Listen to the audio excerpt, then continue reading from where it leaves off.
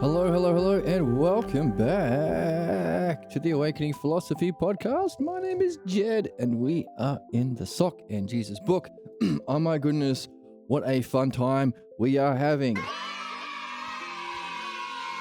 Last time we attempted to win the prize that Homer has on offer.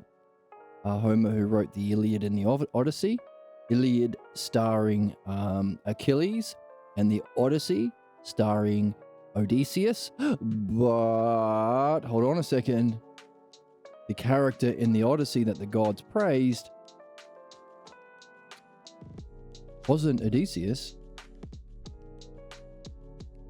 Let me just turn something down here. Go a bit loud. It was... How about this one? We good here? How's my volume here? It was Penelope. Maybe add a bit more volume here. Let me just juice it a little bit. Juice the volume a little bit. Maybe bring in a 5 decibel gain there on my compressor. Penelope was who the gods praised. Oh my god, I'm still peaking. Why am I peaking on my audio a little bit? Maybe if I put some more compressor on my soundboard here. Oh yeah. Oh my goodness, I can see it peaking. It's not good. Not good. I don't want to have my audio peaking like that. Why is my compressor not working? How about if I turn this puppy down? Maybe I'll be away. Let me see. Oh my goodness. All right, I think we're good there. We'll stick with this and we'll see how it goes. So, Penelope was the hero that the gods praised in the Odyssey, which has led us to the question: is Penelope the ideal woman? If so, what does that entail?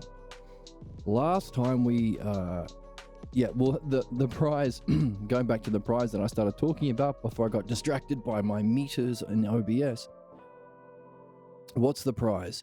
The prize is offered to those who can show how Hercules, the greatest hero, can exist in both the house of Hades and at the same time in feasting with the gods in heaven. Now, heaven and Hades as places of the afterlife, we are recognizing are metaphors. Mythology. Theology is essentially mythologizing or making stories about metaphysical principles. However, there are some instances in which heaven refers to a literal dimension called being. So when you say heaven and earth, you could be referring to the material world, or the material world of becoming that we perceive through our senses. So we have to be ensouled, or rather a connection through soul of mind and body to participate in the physical world of change, which is a place which is necessary if we want to learn. You don't experience things all at once, the logos all at once through the physical world. You experience it through time, allowing you to learn and make mistakes and reflect on those mistakes, solve those mistakes, solve those problems, and get better, grow. In fact, everything that we experience, it can be seen as a message about the very problem you are here to specifically address. There is, you can understand all of your problems as expressions of a single monad. So likewise, when we study being, it's a oneness, but we can understand its parts. Those are the eidos, or ideas, not concepts, but intellectually distinguishable aspects of this single oneness. The oneness aspect of being we call a monad. And we apply our dialectic, which is understanding, to break down the aspects. It's beautiful, it's real, it's just, it's perfectly ordered, it's eternal, it's infinite. All these sorts of qualities you can understand about that experience, which is necessary as a training or a preparation for the experience, but also when you're in the experience, you probably want to understand what it is you're experiencing. You don't want to go to a Super Bowl without any understanding of offense, defense, quarterback, touchdowns. It would be a big, scary mess. So, metaphysics is understanding the aspects of the oneness we can call a monad.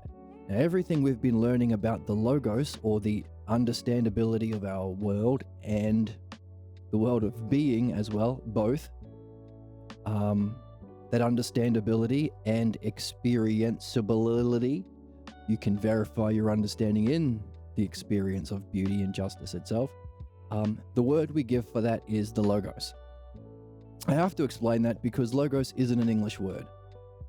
And we don't have an English word for that, inherent intelligibility.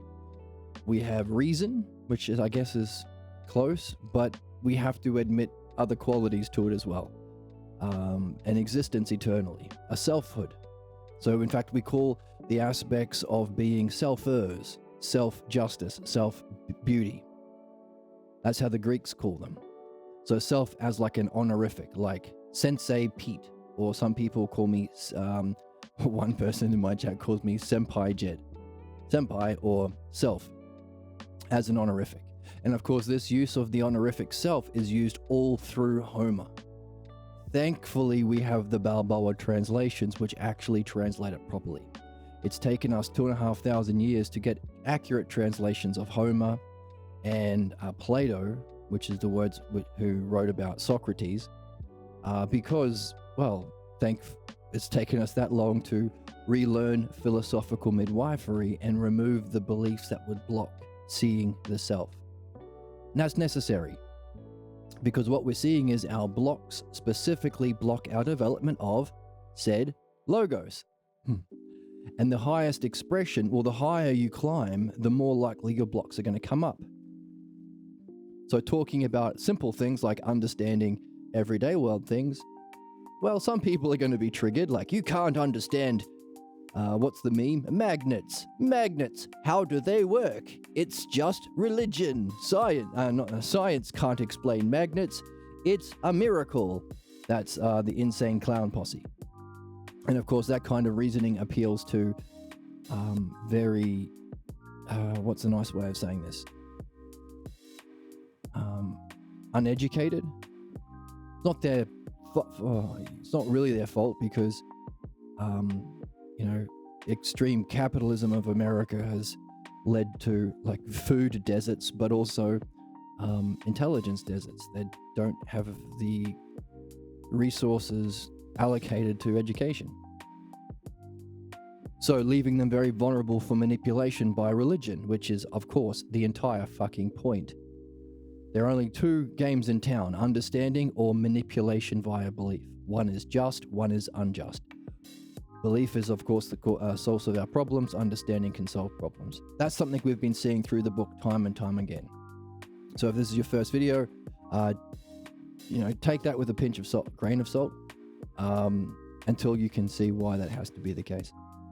So that logos is the name for the understandability, rationality, experienceability in the highest sense, but also the fact that our soul desires it. Logos is one aspect of the logos is that to which all living things move. So there's a desire of our soul to this logos. Have some coffee.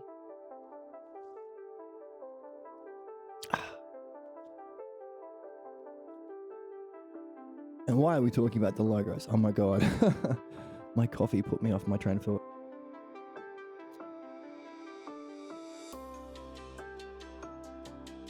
Remind me in chat. Where was I up to? Summarizing the logos. Yes.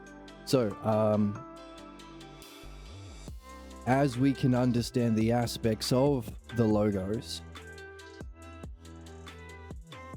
as aspects, not parts, because beauty also is ordered, so justice and beauty go together. Or you might want to say, a god that represents justice, perhaps Zeus, although Zeus often is used for the self. What's a god that... Aphrodite often is representative of beauty. So Aphrodite and let's say a god... What's one we haven't used already? Let me pull up one. Greek gods.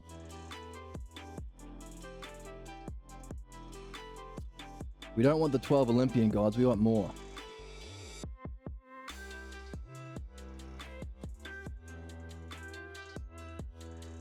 Okay, not the Olympian. We want...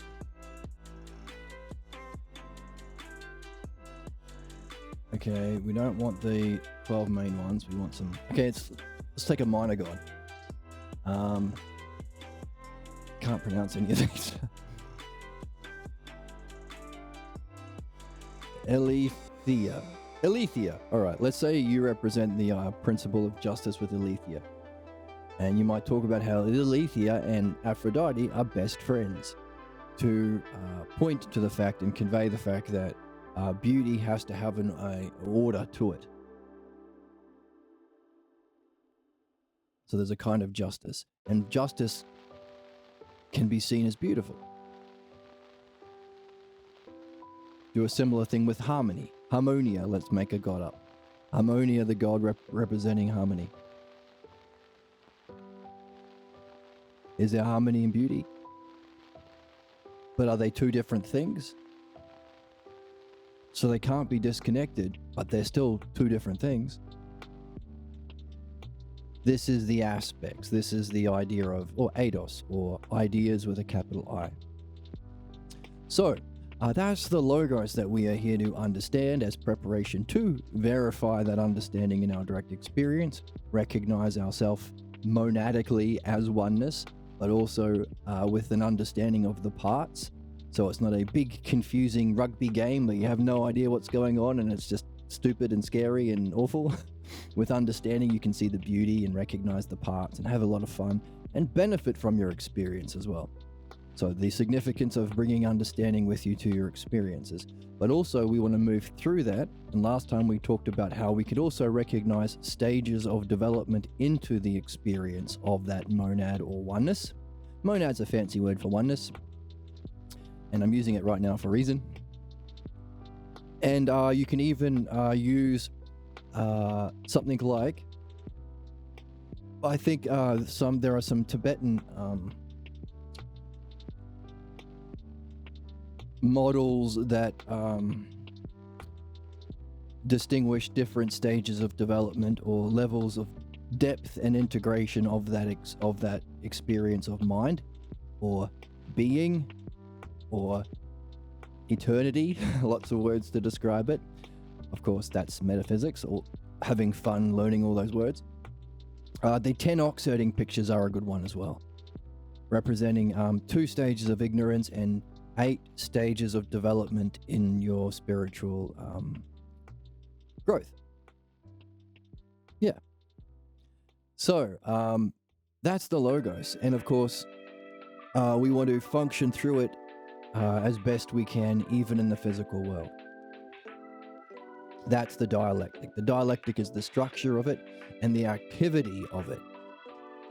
So you don't debate people by screaming nonsense and trying to trick them and trick your audience. That's fucked. Any politician or clergyman or a supposed philosopher who engages in debate, whether they know it or not, they're not doing any good. You are just causing people to get more entrenched in whatever ignorance they came into that debate with, because now they're just defending it. And if you represent philosophy, they're just going to get pissed at you. Instead, what you want to do is the dialectic.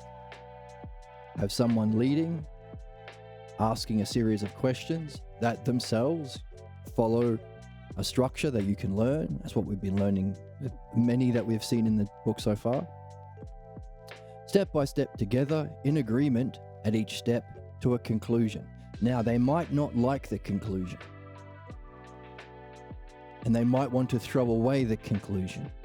That's part of being human. We're not computers. You can't just put in the right answer and it sticks.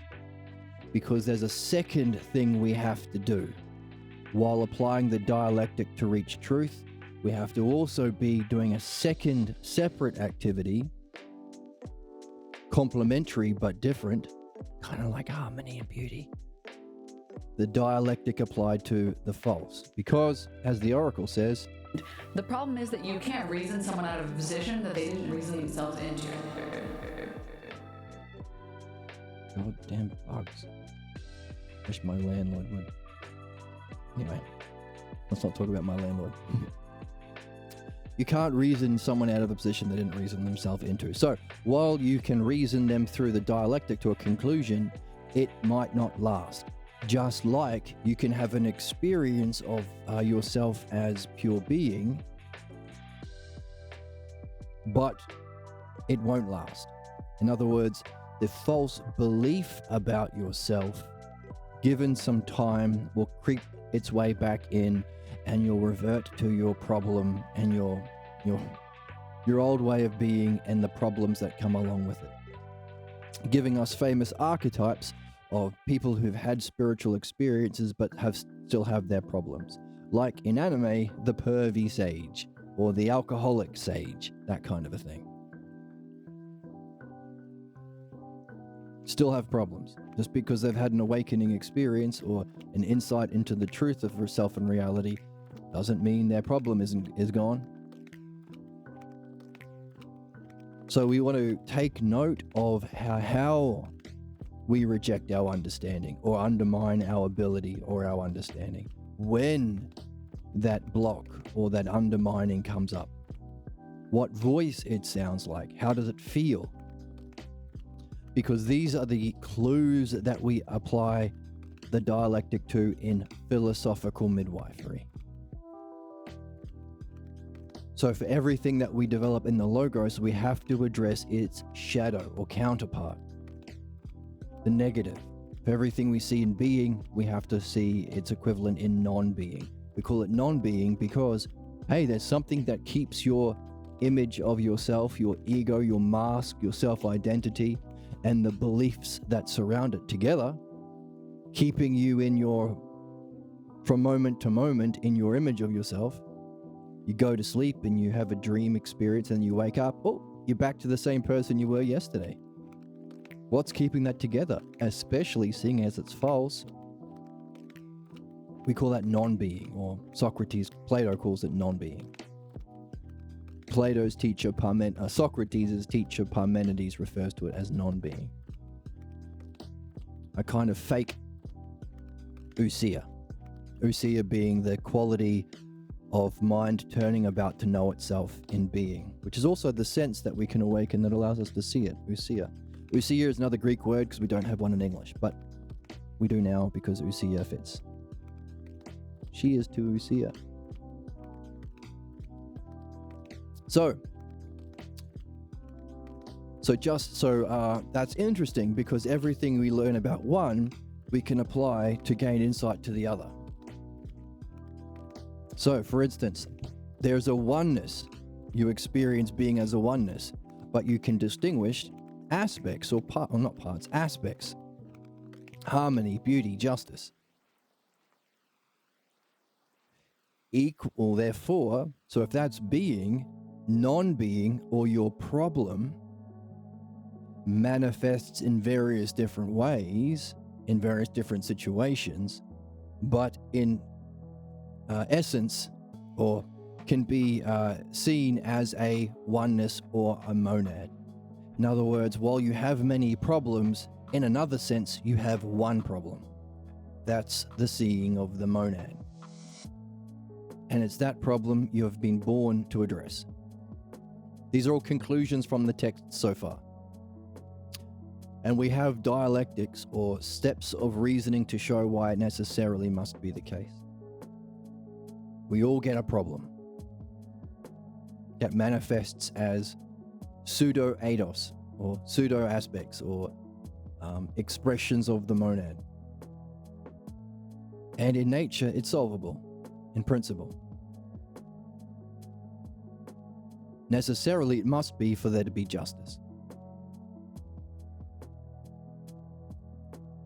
In the text we read recently that it's part of the purpose for being reincarnated is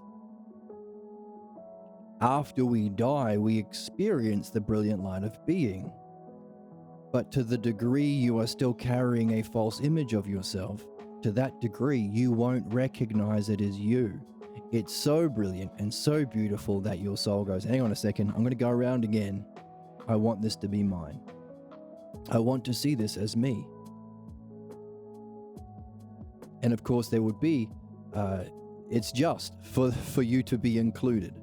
It would be a kind of unfairness or a tragedy in reality to have this experience of ultimate beauty and awaken the soul's desire for it. That's love. That's what love is. The soul's desire for, well, complete and eternal participation in what you consider beautiful. So it would be a crazy, sadistic world for that to be a principle, love, without your ability to experience it or to recognize it or unify with it. And of course, that's also metaphysics. Yes, it is you, or rather it's your mind. Because even that experience of yourself as ultimate beauty and reality, well, something has to be experiencing it. So that's that third level. Or that third dimension, from the world of becoming to the world of being. Our soul wants to recognize it as ourselves, but also that Socratic level. Hang on a second, what's the self experiencing it? And if that's the highest experience, then what's the self that's beyond experience? And if being is knowledge as well, how do you know the self if it's beyond knowing?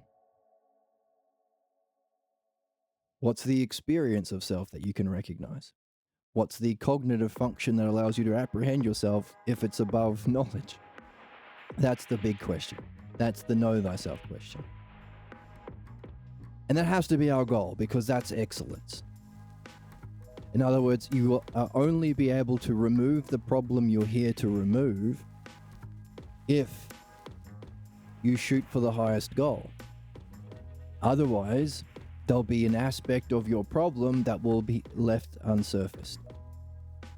So excellence is a necessary element in this game. In other words, if you don't set any high goals for yourself, you won't challenge yourself. You will never surface your blocks. You'll never have to address that voice that tells you you're not adequate. You're a small bean and a bad noodle. That voice. Ignoring the fact that there is some principle, non-being, going through all this effort to keep it around for you to address, which is a kind of justice. Keeping your problem there so you can't, live a life and say, hang on a second, I tried my best, but I never had a problem. It's not my fault I never addressed my problem that I was born to address. So there's a kind of justice. The fact that it's a gift for your development is another level of justice. And we've been looking at these ways of explaining justice or defining justice recently. All these dialectics on justice that include our problem.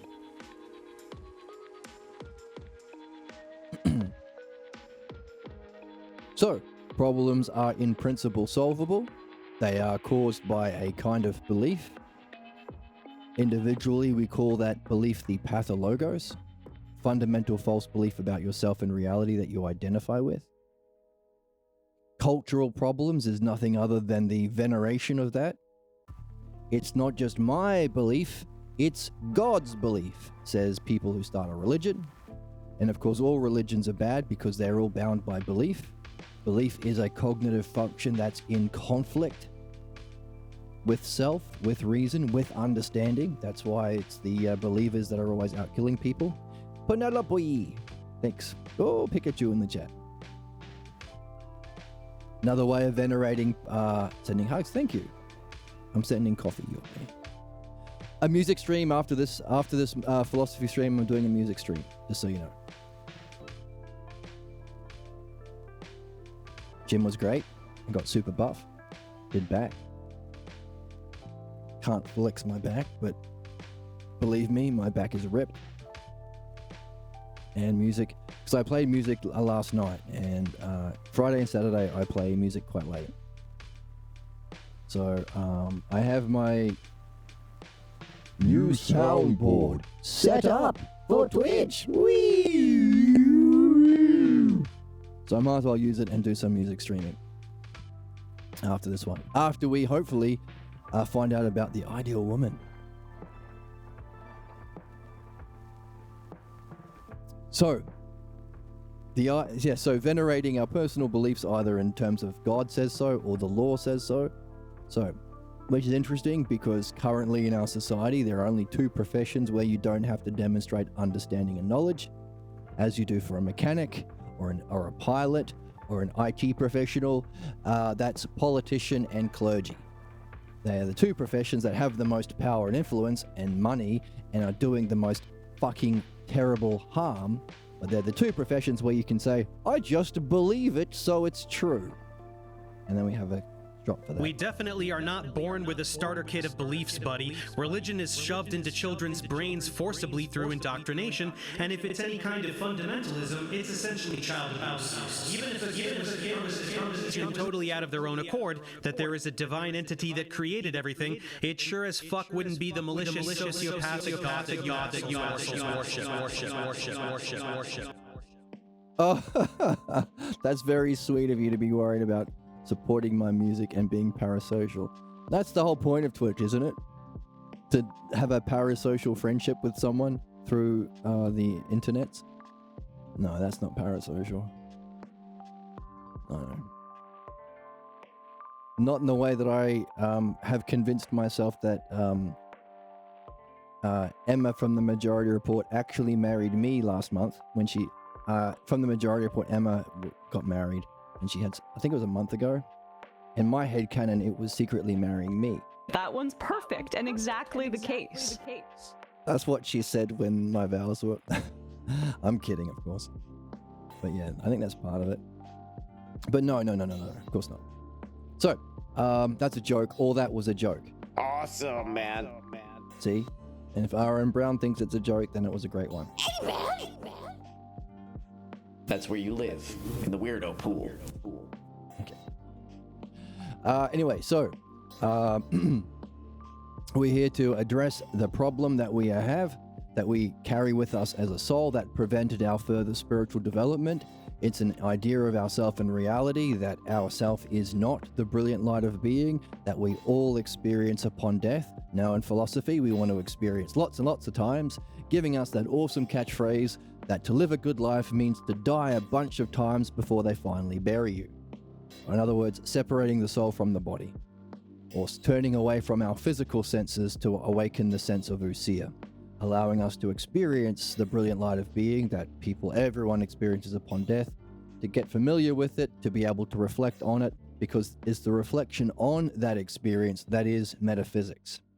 And we discover, oh shit, all of the qualities of that divine luminosity experience are the qualities for all experience. It's the whole of all parts. Everything you've ever experienced is a whole, or is a whole of parts. Everything you've ever thought, seen, heard.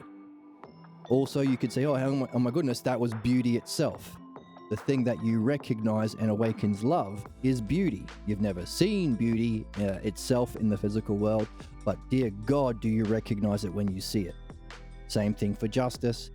So in other words, it's this highest experience of knowledge that humans can have that is the archetype of all thinking and experience and reality. That's the Logos. And that's why it's the model for justice and beauty that artists want if they want to make beautiful things, and we must insist all politicians have if they want to create laws that reflect a just world.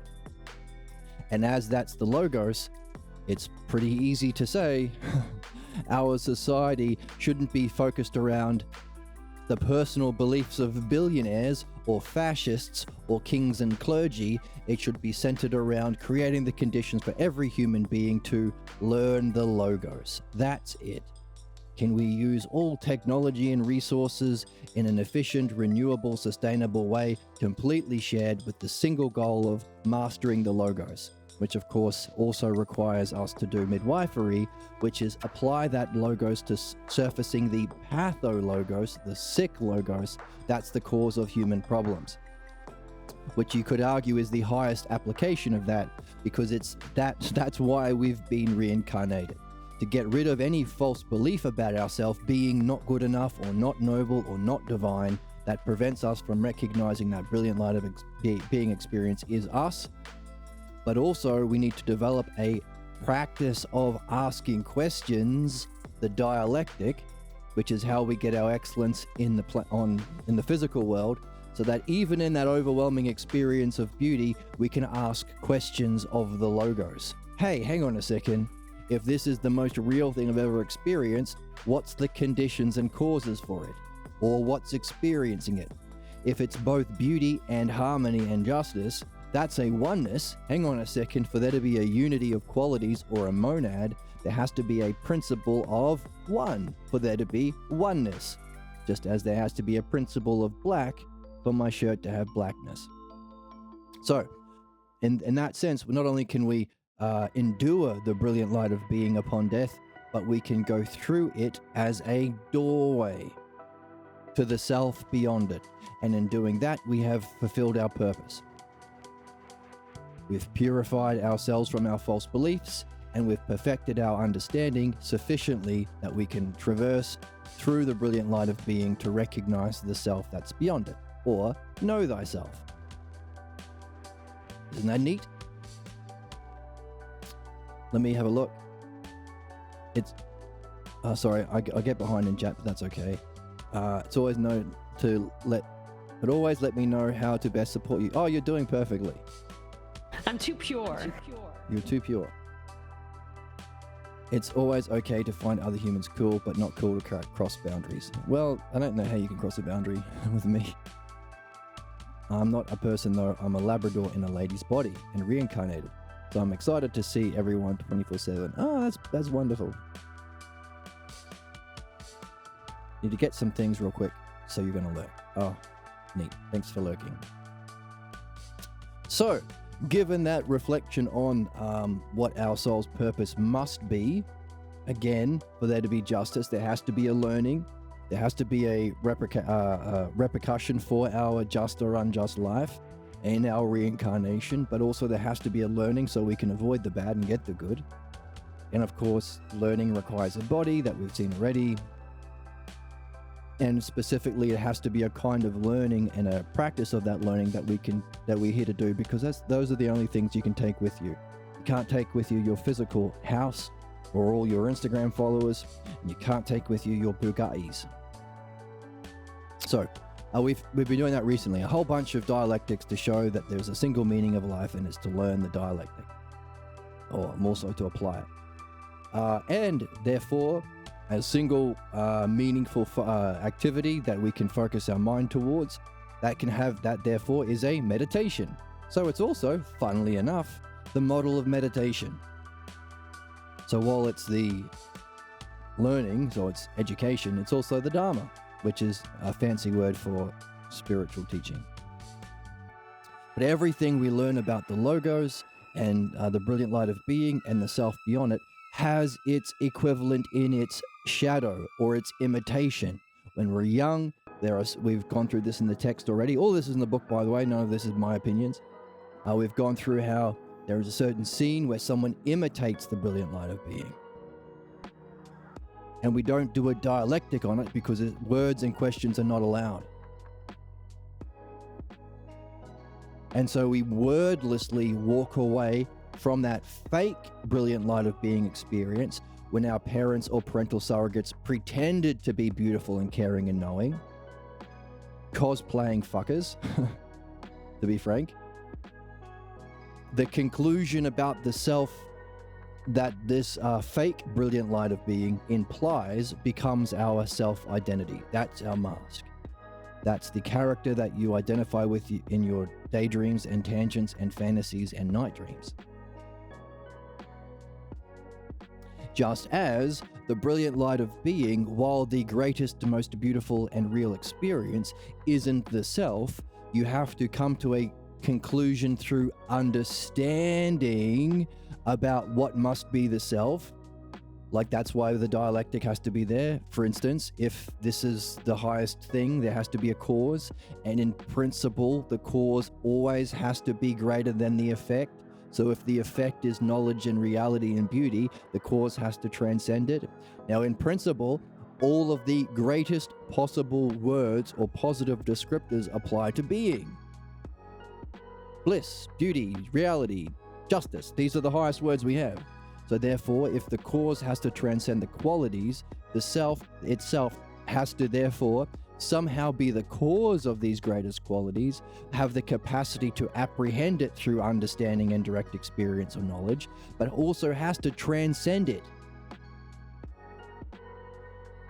That's the thing. You can only come to those conclusions through understanding, requiring a body at this level.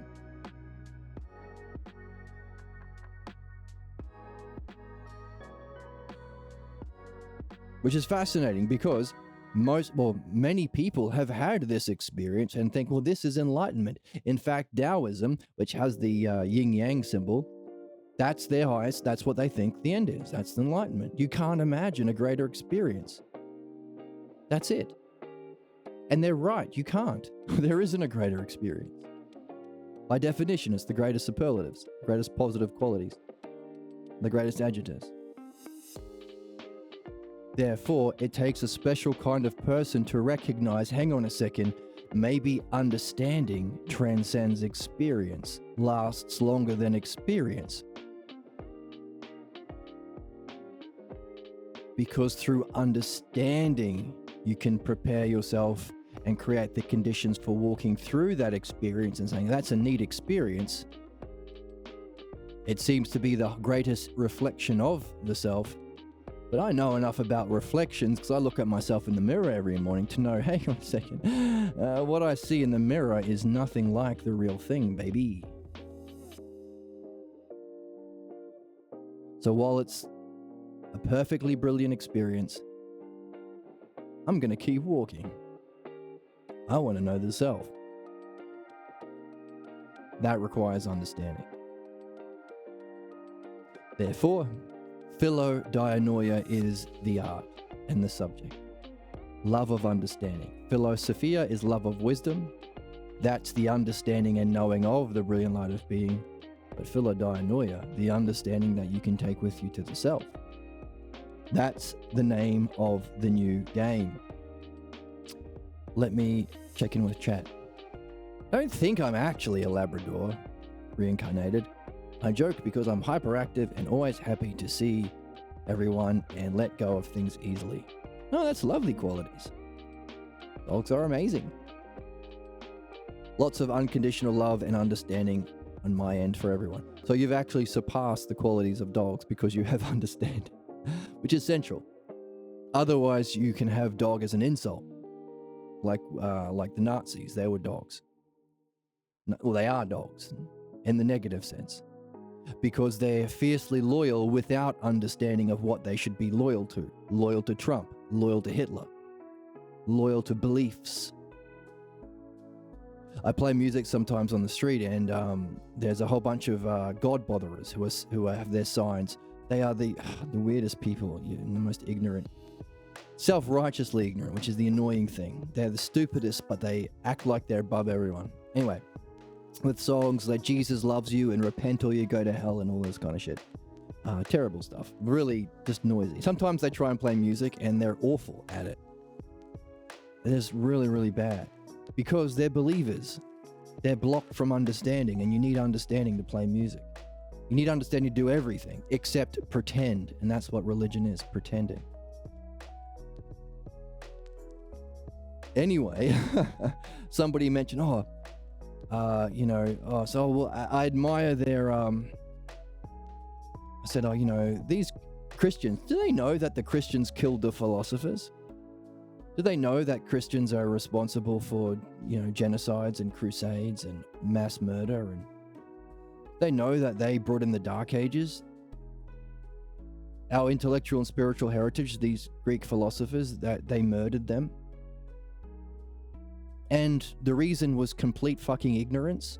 They're just doing what they were told by Paul and the church. And they weren't even allowed to read the books. That's how fucking stupid the tradition is. Do they even know that? Because this is a multicultural place where I live. That the people who they're claiming is the one true God is responsible for so much suffering on other people, just solely because of this belief that they're spouting. And somebody said, well, I admire their what's the word? It's like focus or loyalty or something. Conviction. I admire the strength of their conviction. And I said, hang on a second. Is that a good quality? To have a strong loyalty and conviction to ignorance? Or is that a fucking terrible quality? He didn't get it, so I did a dialectic with him. Oh, let me give you an example. Hey, sexism is bad, right? Have you met someone fiercely loyal to sexism before? Would you say that's a good quality, to be fiercely loyal to your ignorance that you grew up with from your parents? Just because your parents are sexist doesn't mean it's true, does it?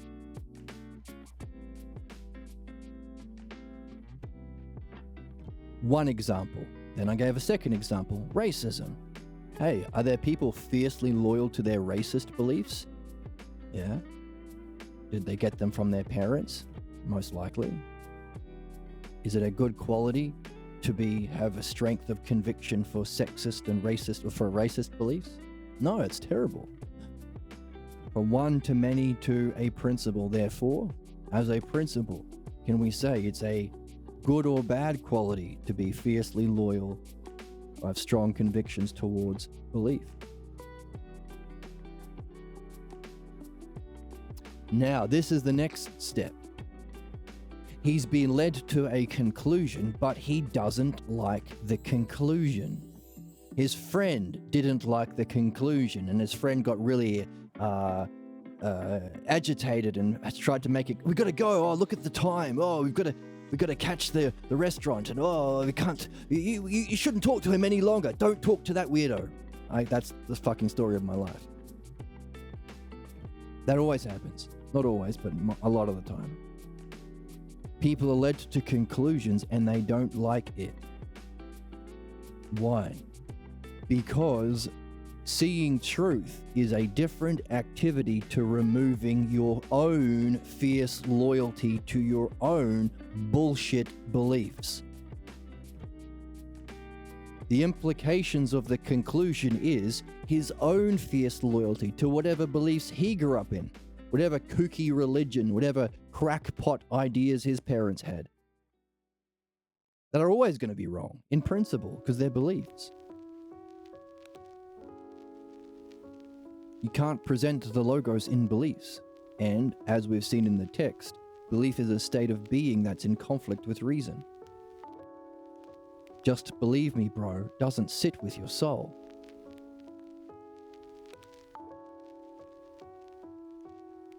That's why you need to do both.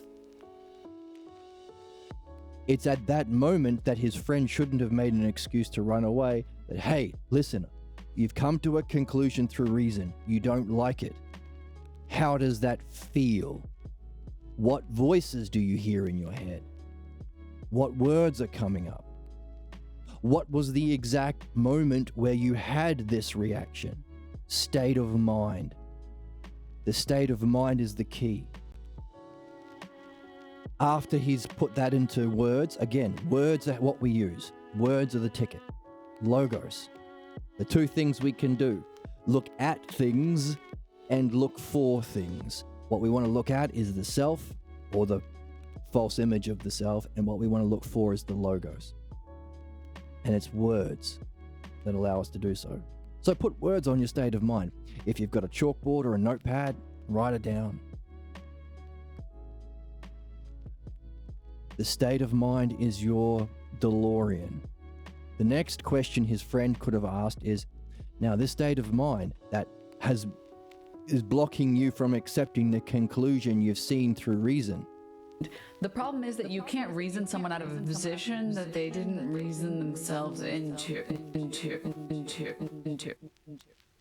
Does it have a history? Where have you felt that state of mind recently? Last week? How far back does it go? Because that state of mind that's in agitation towards that conclusion comes from and is an imitation of your parents' own agitation to when you came to a conclusion like that when you were a wee baby. Not a baby, little kid. A small being. In height. That's the problem we're here to solve. So you have to do both. You have to do both because you can't accept the conclusions of logos and dialectic without removing the blocks that will undermine those conclusions. So you have to do both. But you also have to do both because if your primary purpose, or the highest thing you can do here, the most noble thing you can do here, is surface your false belief of the self that you bring with you as a soul that prevented your participation in being and moving through being to the higher dimensions of self and your upward anagogic spiritual journey, a false belief of yourself that caused your soul to pick this life in this period of history, in this family, in this culture, that gives you your own false belief of self, your own mask, your own ego, that's different from everyone else. Even in the same situation, your twin brother or sister will come to a different conclusion, meaning you're taking with you what your soul has learned from previous reincarnations. If that's the most important thing you can do, you won't be able to do it unless you are having the sorts of discussions I was just talking about. You can't surface the block that will give you the clues, that will give you the state of mind. That's your time machine DeLorean back to the root cause, to address the cause and solve the puzzle, unless you are engaged in the dialectic. Which is another absurdity of these God botherers yelling at people in the street. Repent or you go to hell. You're a sinner. There's no dialogue there. First of all, because they're too stupid. Second of all, because Imagine people. There's only two options at the end. Wait. All checks out. That's weird that you think that. Okay, we used to have a too stupid to understand and refusing to understand sound drop from the Oracle, but it's gone. Forget about it. But because, they won't be willing to follow as the answer giver. They want to be in charge. You have to acknowledge you need a dialectician. You need a midwife. That can be people at the same level as you, but they have to be in the game.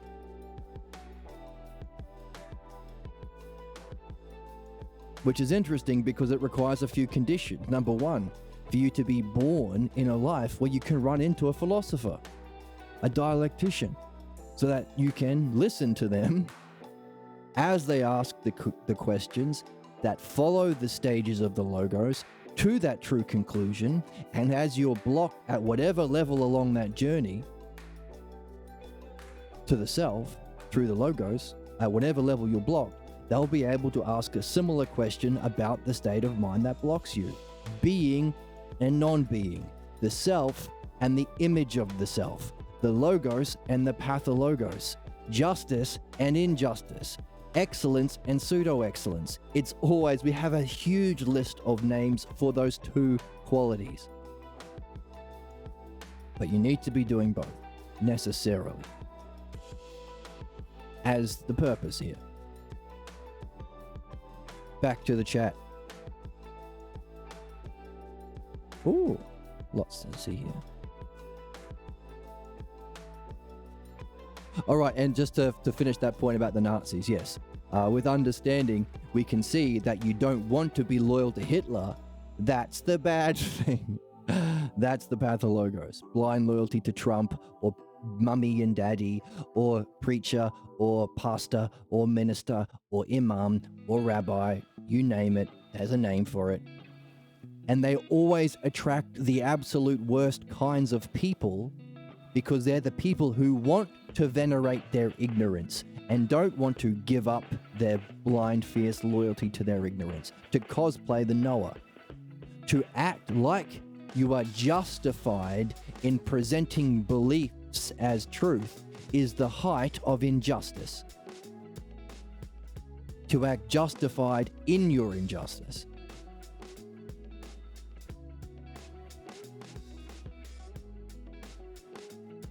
That's the injustice, that's the cause of human problems. Be it parents, kings, clergy, or anything else that acts justified in presenting beliefs as the logos, or as wisdom, or as knowing, or as love, or as care, any of the words that describe being. Non-being presented as being. That's the issue.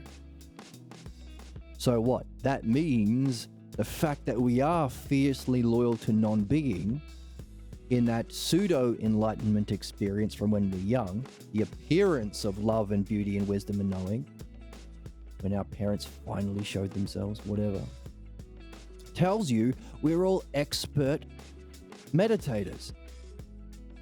We're just meditating on the wrong thing. We have fantastic students to terrible teachers. We have everything we need for excellence. We just have a pretender on the throne. It's not because you're evil or because you're a sinner that you have problems. That's fucked. You are a fantastic student to a bad teacher. It's a problem that no longer, it's a solution to a problem that no longer applies. That's man's problems.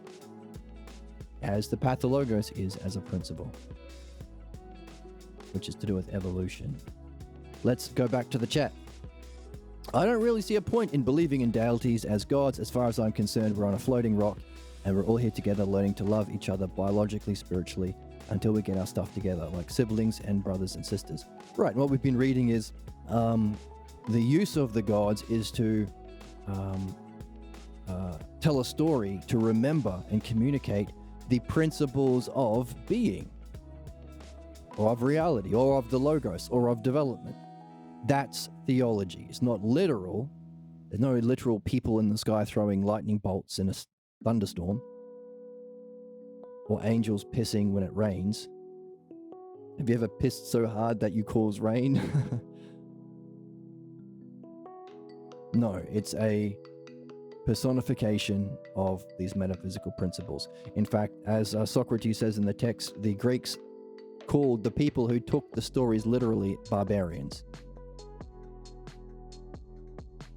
So it's another height of stupidity of these God botherers saying, you don't accept Jesus and believe in him, which isn't what Jesus said, it's what Paul said, fucker. But anyway, if you don't believe him, you go to hell, which is a lake of fire. That's literal. You're a barbarian. You are the stupidest pretending to be the wisest. Someone should take the microphone away from him. Although I guess that's what I'm doing with the music, trying to present something more rational and beautiful and harmonious that does reflect the logos in the patterns of music, so people would rather listen to me and not them. But there you go. All I see is people saying, well, my God will punish you for some external belief to wield power over others. Yep, that's it. And we've talked about the idea of punishment as another false idea that we can remove with the dialectic. I can love people, but I can strongly disagree and have boundaries. People think black and white all the time instead of duality. But who knows? I'm dumb. See, that's a good example. So you've been going through stages of reflection. You can only get so far on your own. So if we were in person over coffee, I'd be able to ask you the next question, either to clarify your position, like let's go to, because look, you've been following stages of your own reasoning. I can love people, but I can also strongly disagree and have boundaries. So I might ask you, exactly, so what would you be disagreeing with? Their opinions, their beliefs? What would you say? So I wouldn't want to give you the words, but I'd ask you questions so you can clarify what exactly you love about people and what you don't, what you disagree with. And then I can ask you the next question. Now, because it's Twitch and it's in chat, you have to follow your own questions. So the next statement was, people think black and white all the time instead of duality. Right, so again, I would ask you a question to get clear on what you mean. Do you mean black and white in terms of in my in group and not in my in group, and therefore good and evil? Whereas actually problems are caused by a degree of understanding. You can fix a lot of things in your car's engine to the degree that you have an understanding of it. But you might reach things that you don't understand. So it's not I know all engines or don't. It's a level of degree of understanding. Just like as you do geometry was an example in the book, you can do a whole bunch of equations, but there'll be a level to which you have to learn the next thing.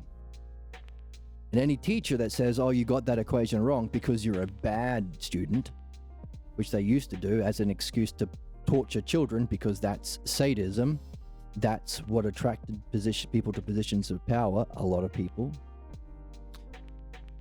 That's stupid. So you could say, hey, it's a degree of a level of which you can understand and perceive the logos, the intelligible principles, and the degree to which your beliefs block your seeing. That's the cause of problems. But it's a development. So I would ask you questions that would get you clear on that. But then your next thing would be, but who knows I'm dumb? So that's an example of what we're talking about. So as you progress through your understanding, there will be the voice of your problem getting you to undermine everything you've done. So I'd ask you a question. What does the expression, who knows I'm dumb, what does it do? How does it function to everything that you've been building? What does it do to it?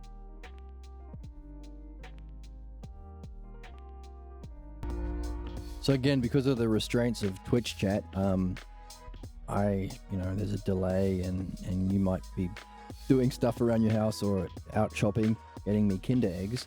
I hope you're doing that. I'll ask you, what does that do? What does I'm dumb do to what you said? And you'd probably say something along the lines of, and again, it would be your words. That's the game. It's your words. Something along the lines of, well, it undermines it, right? It diminishes it. It sabotages it. You'll have your own language to talk about that.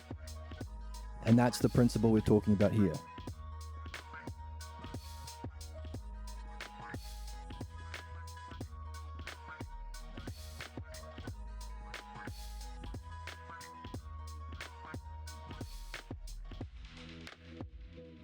As the Oracle says, where is it?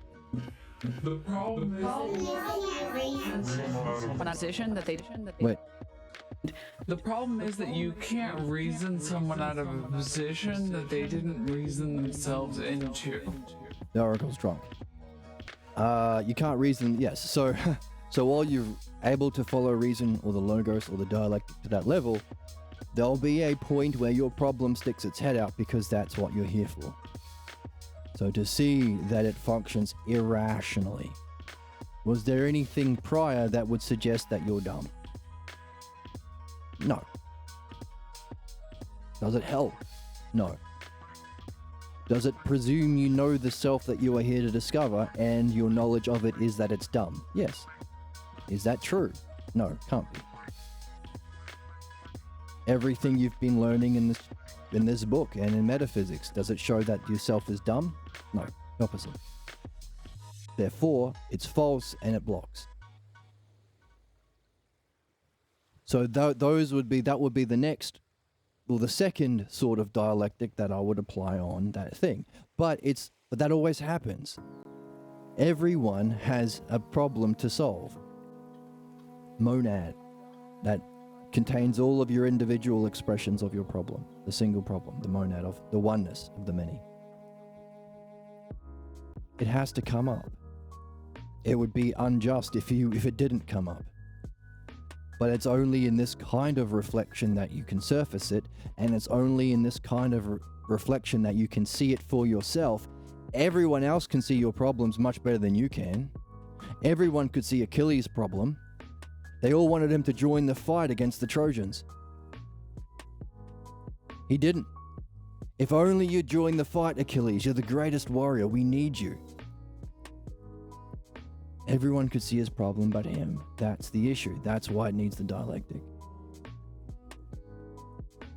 So, It's only through the dialectic you can surface this I'm dumb thing. It's only through the dialectic you can be led to see it for yourself.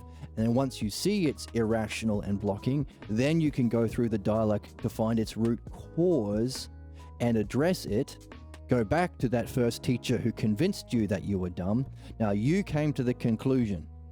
That's the similarity to spirituality. While you can have the brilliant light of being experience, you have to use the dialectic and logos and understanding to conclude intellectually there must be a higher cause. Otherwise, you end up a Taoist. You think this greatest experience is the end, is enlightenment. Because you'll conclude, I can't imagine an experience more profound than this, more real than this, and you'd be right. Experience can't be the metric, therefore. Dianoia has to be. Equally so, when you experienced a teacher when you were wee and little, that appeared beautiful, appeared knowing, appeared all of the eidos, all of the metaphysics, all of the aspects of the monad of being, appeared loving and caring, etc. You yourself came to a conclusion about what that means about yourself. But you didn't put it in words, number one, and it wasn't through understanding, it was through belief. Unspoken. Belief.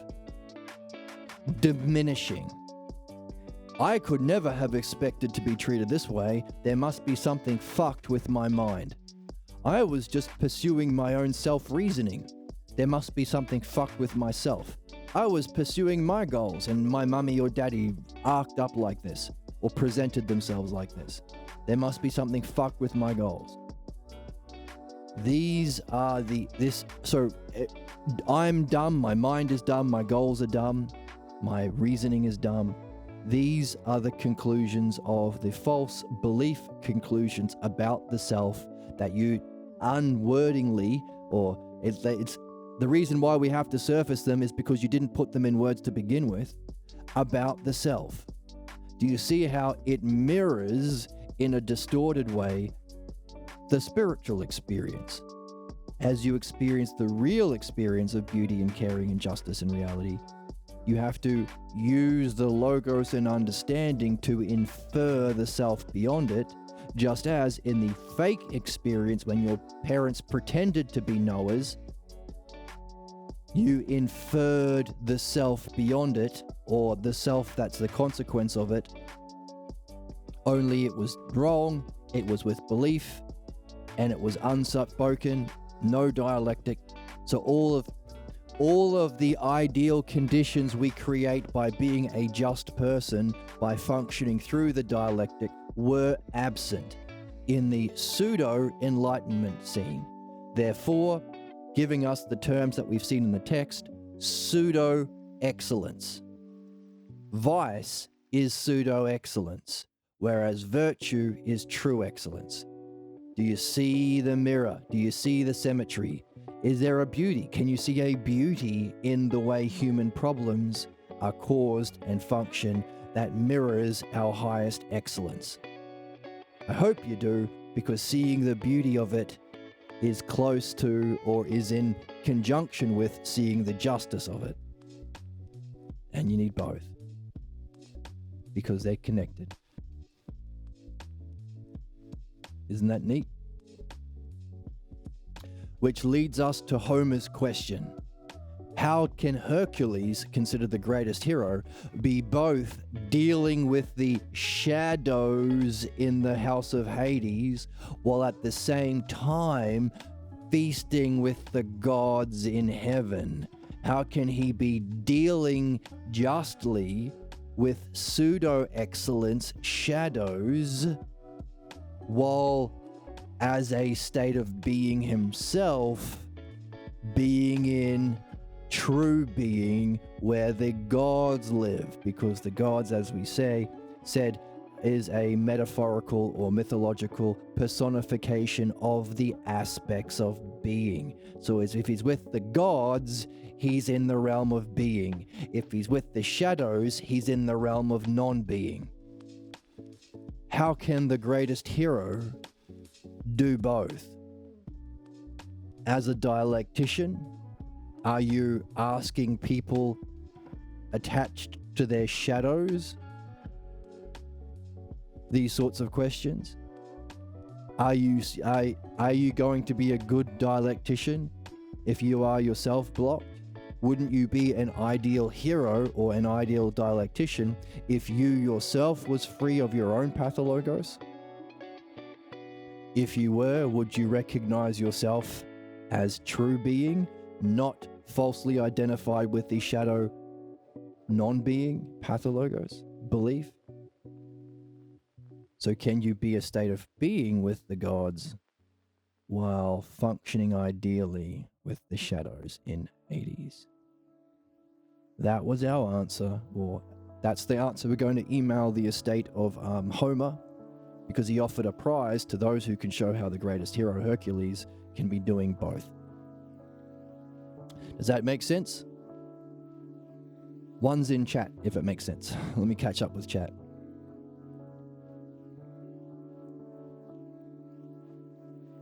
I think at some point everyone needs time to be vulnerable and question things. Right, and so we're creating the ideal conditions for that reflection.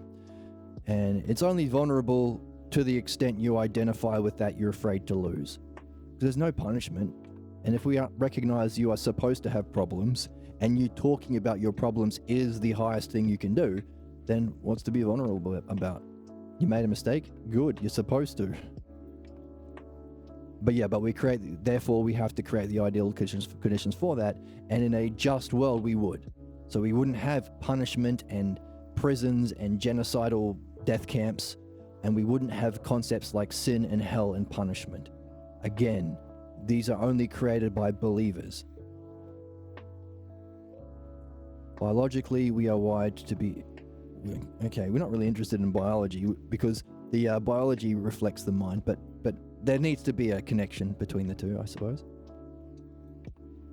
I'm grateful for everything. Oh yes, we are interdependent. Yeah, sure we are. Of course we are. Yeah, biologically we have to be. We rely on each other. People are amazing. It brings out the best in me also. People who undermine boundaries and autonomy are unhealthy. Yeah, absolutely. Keep a healthy distance. Yes, that's important. Keep a healthy distance, because as they seek to enact their pathologos on others, they are addicted to it, and they don't even know it's bad some of the time.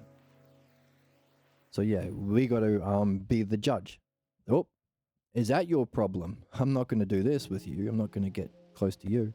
So very, very good. Very important. Does Penelope talk about women making sure they understand the states of mind of other people, especially men? Does Penelope teach women how to keep a healthy distance away from people, especially men? I think so. Penelope is the ideal woman. I hope they're going to talk about her now. Otherwise, if we don't, we're going to have to read the Odyssey and learn about this Penelope lady. I can love everyone. I have to protect myself from people who have bad intentions. Absolutely. Speak out against unhealthy behaviors. Yes, absolutely. Ask them why are you doing that? That's what we're here for. Well done, well said. Yes, this is bad. This is why it's unfair or unjust. By the way, why is it important for you to do this? Who are you imitating? Who taught you this model of the good, etc.? That's the dialectic. That's how we would approach injustice. Don't know anything, I'm still figuring it out. Again, there's that voice. So I'd ask you questions. Who does it sound like when you talk to yourself in that way? Or that voice that you listen to that comes in and says, I don't know anything. And then I'd ask you questions. Hey, all those things you said, was it fair? Was it rational? Was it reasoned? Did Jed, the awesome streamer, agree with you? Therefore, what happens to all those conclusions and those insights that Jed agreed with if you turn around and said, but I don't know anything anyway, and you throw it all away? Again, I'm only saying that not to put you down, but until you establish a pattern. So it's happened twice already. But hopefully you've seen it happen twice. No one else can solve your problem for you. You have to get curious. But in order to get curious about a problem, you have to see A, it's irrational, B, it blocks you or has a negative effect, and C, it's secular. It's not a one-off. It happens more than once. It's a pattern. There is something putting a lot of time and energy into keeping these patterns coming. You don't choose to put yourself down. You wouldn't choose that. Something's making it happen. So to ignore the profound intelligence that keeps together your body and your mind and your problems is quite dismissive. There's something keeping these problems coming up on purpose to help you. Our job is to listen. Look for the patterns, look for the symmetry, look for the beauty, look for the justice. Because after you've established that it's irrational, it's false, like it's not true that what you said was dumb. 2, it functions negatively, it undermines all your conclusions, balloons. And 3, it's a pattern. If there's a pattern, there has to be a cause, right? Now you're away. Now you can get stung. Stung is a good thing. I don't know. There is a pattern, but I don't know it. Don't know the cause. And I feel it's right. Courage. That's right. It will feel true. It will feel true. Just as these negative people that you might want to avoid you'll find yourself being attracted to the sorts of people who say the negative thing that feels true. That reflects your pathologos. That's the whole thing about negging. You're only going to be with someone you think is beautiful and true and real. And if someone says that you're lovely and you don't believe it, you'll say, get out of here, you faker. But if someone comes along and calls you stupid and dumb, oh, that person's real. I'm going to have sex with them. I'm going to marry them. I'm going to have babies with them. So those are the implications of your fate. The inevitable relationships and activities and consequences in your life if you do not address the problem. But it's all understandable. It's all part of a pattern. It all follows a root cause, a false idea of the self, from a false enlightenment experience. Just as in true philosophy, you want to have an enlightenment experience of real being and then beyond to the self. So after you've seen it's a repeating problem, you can get into midwifery. Start taking notes of that feeling. What does it feel like? What does it sound like? My parents were just very aggressive, and anything that goes against their ego felt like whips on my back. So I use undermining language for a soft, indirect approach. Yeah, okay, so you're starting to make, that's the key. So that state of mind, you're tracing back to your early scenes. That's what you want to do. You want to find the earliest time you felt like this, the way that you feel when you use those words. And that's what you do in philosophical midwifery. But again, to do philosophical midwifery, you have to be open to not knowing. So all of the psychotherapy words that you've learned to explain your problems are wrong. And that can be a shock. But that's okay. And you'll feel that shock in your body. That's necessary. It's part of the process. If you were able to explain it, you wouldn't have it. You wouldn't have the problem. In other words, just as that religious nut job shouting into a microphone how everyone he doesn't like is going to hell is never going to learn anything, because he is not going to be willing to follow along a dialectic. He wants to be in charge. He wants to sit in daddy's chair, insulting everyone the way he was insulted. So too, you have to be open to following a dialectician. In the Republic, that's called solid geometry. There are 5 studies leading up to the dialectic: arithmetic, geometry, solid geometry, harmony, and astronomy. Now, that's not the way we study them, but they're kind of preconditions for the dialectic. Solid geometry is charm. Can you be a student that has charm. And if you're the one doing the dialectic, asking the questions, can you have charm? Or grace for women?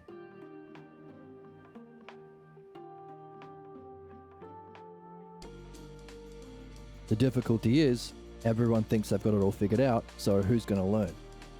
There are no teachers of this stuff, and there are no students, because everyone thinks they know the self and reality, and they think their beliefs are understanding. So, once you recognize there is a repeating problem and you really, really want to get rid of them, which also means you have to be seeking excellence, because why would you want to get rid of them if you don't have a higher goal that you're going to want to achieve? Once you have that goal and you've seen a problem repeating, then you can get into the midwifery and follow a midwife, dialectician. I'm gonna listen for my bit because my mind is still wrapping things around stuff. Dismissive parents, dismissive mindset. Yeah, that's what it ends up being. And we want to see the specifics of it, but again, that requires midwifery, which is a relationship, which is many talks over a period of time until you see all facets of the monad. Just as in philosophy, we're seeking the brilliant light of being, which is a oneness or a monad, fancy word for oneness. But we want to see all aspects. We want to see it how it's just, how it's beautiful, how it's good, how it's real, how it's whole and part, how it's same and different, how it's like and unlike, how it's in time and out of time, how it's, what are the other ones? Limit and unlimited. Did I miss one? I think I missed one. How it's emotion and rest at the same time. Typical narcissism conditions. Yeah, so we want to replace narcissism with a different kind of understanding. Logically, I know. No, you don't. Sorry. If you know, that you wouldn't have a problem. But in order to know, you have to learn the dialectic. And go through it and practice it. In other words, for many, many years, I've been going through this sort of stuff. And many people I've seen people who've been doing philosophical midwifery for like 60 years and they still have that problem. They still haven't seen all aspects yet. That's good. To know that you don't know is a philosophical state. Try to be charming. Right, and so that might not be so charming when I said, no, you don't. That wasn't very charming. Well, maybe there's more you can, maybe there's a different perspective. Maybe you know a lot, but maybe these Greeks, maybe this Socrates guy, maybe his way of thinking was a bit different. So I could have been more charming in how I tried to make you okay with the fact or recognize the fact that what you think you know about your problem is wrong. And by the way, you can see this the more you do dream analysis. Because in every dream analysis, it starts with, what do you think that, well, not everyone, but you can start dream analysis by saying, why do you think you're having the dream? Or what do you think the meaning of the dream is? And someone will say, oh, it's obvious. Look, this dragon represents my mum. She was a dragon.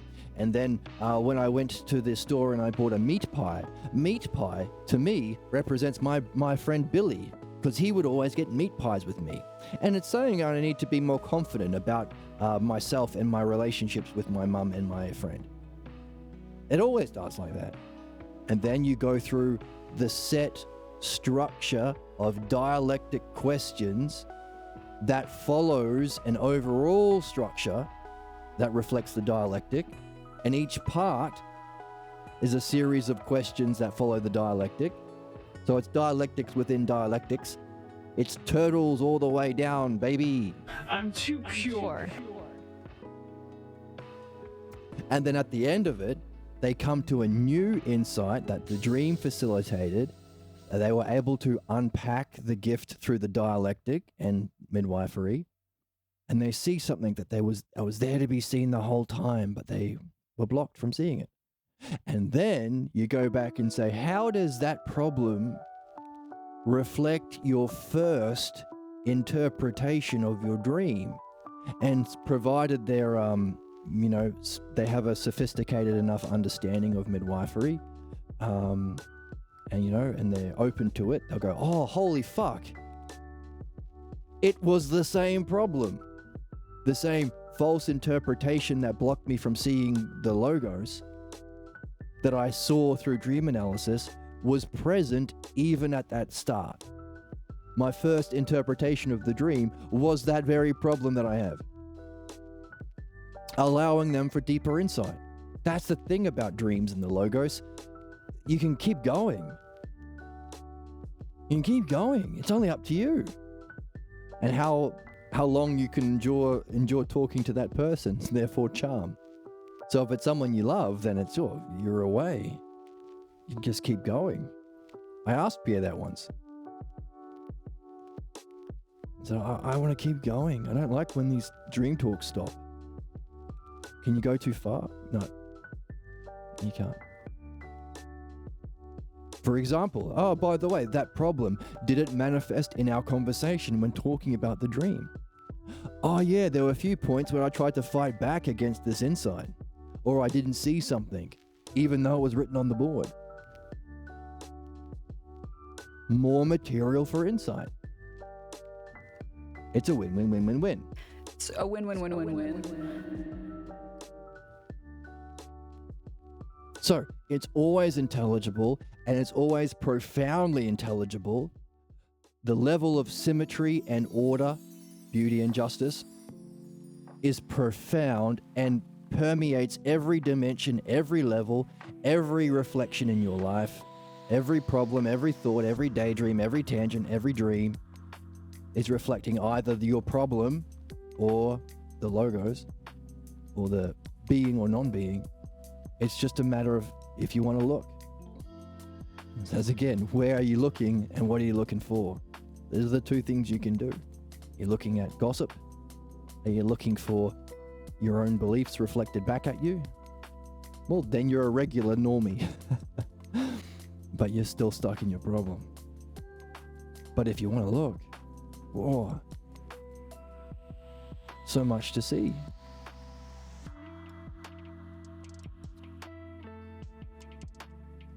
I don't know about right or wrong. It's just part of learning, you know. Being straightforward has its own charm too. Don't worry, your pretty little philosophical head. See, that's part of charm. Giving compliments to your dialectician.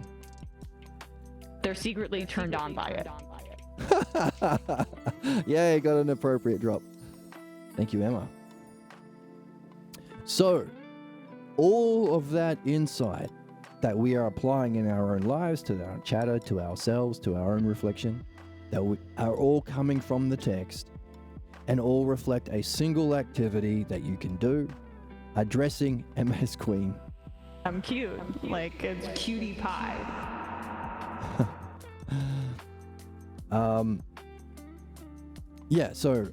Same activity. Where are you looking? You're looking at your problem, or you're looking at yourself, or you're looking at your art. Either way, you're looking for the logos in dialectic.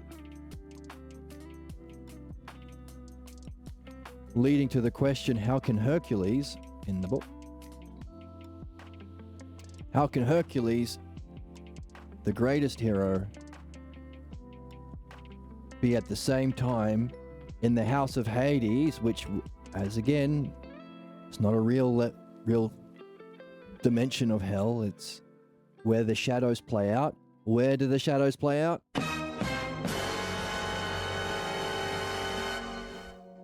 In chat. Don't be disgusting. I'm sorry. In the physical world. With earthlings. With human beings. Disgusting. I'm so disgusted. So, how can you be addressing the shadows that play out our problems, where they play out, where we suffer our injustices, planet Earth, where there's so much goddamn injustice that we could be addressing? So that's Hades. Seems to be, right? And what's heaven with the gods? Well, the gods are the metaphysical principles of being. You can yourself be in a state of being while being a dialectician, helping people address their non-being in Hades. So in other words, like Hercules, at the same time, both in the house of Hades and feasting with the gods in heaven. That's where we're at. That's the answer to the question that Homer offered a prize if we could answer. And we're going to email it to the estate of Homer and see if what do they call it? The caretakers of the estate. See if they like our answer and see if they give us a nice juicy prize. See if they give me lots of money. And that's what this whole thing has been about. I stream to become a wealthy streamer. I'm going to be as rich as Ludwig and Asmongold. I'm going to get that bag, baby. And as soon as I have that bag, oof, I'm throwing the logos out the window. It's just all pathologos from then on in. I don't know, that'd be the opposite, wouldn't it? Usually you appeal to more people by reflecting their own crappy beliefs back at them, so that's how you get the bag. So there's a flaw in my plan. I'm going to have to rethink things. I deserve that. Freaks.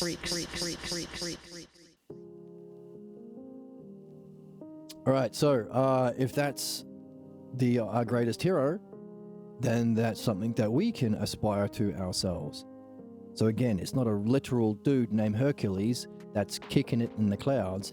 It's a state of being and functioning that we can all achieve, and that would be a standard of excellence that's necessary for us to surface our problems, because if that's the highest expression or mastery of the logos, that would be necessary to surface the entirety of our pathologos. So not only is it an awesome kick-ass state of being and functioning where we can help the people we care about the most, but also it's necessary to do our job here. To surface that unsuspected false belief. Unsuspected because there were no logos, no words, causing our blocks and our blind spots. Others can see your problem. Keep thinking about there's a streamer who has quite obvious terrible problem. It even manifests physically in tics and things.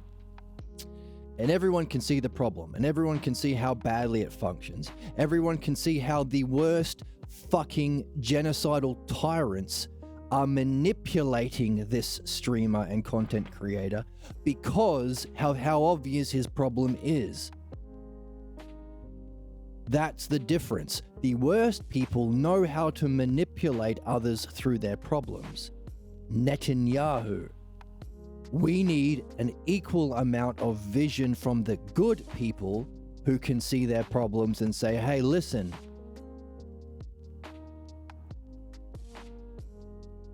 reflect on it, get into the dialectic. If you don't, just like Joe Rogan was manipulated by the fascists of the Trump regime and all of this CIA and fucking fascists and Trump and Elon Musks of the world. Yes, Joe Rogan, don't eat a monkey. It's off my soundboard. I had to replace him. He doesn't want to eat a monkey. He says, I'm going to have to pull it up from my folder. Joe Rogan, who doesn't want to eat a monkey. Where is it?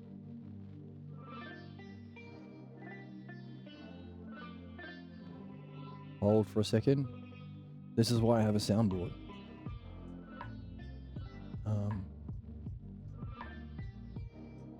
Goddamn. Which one would it be in?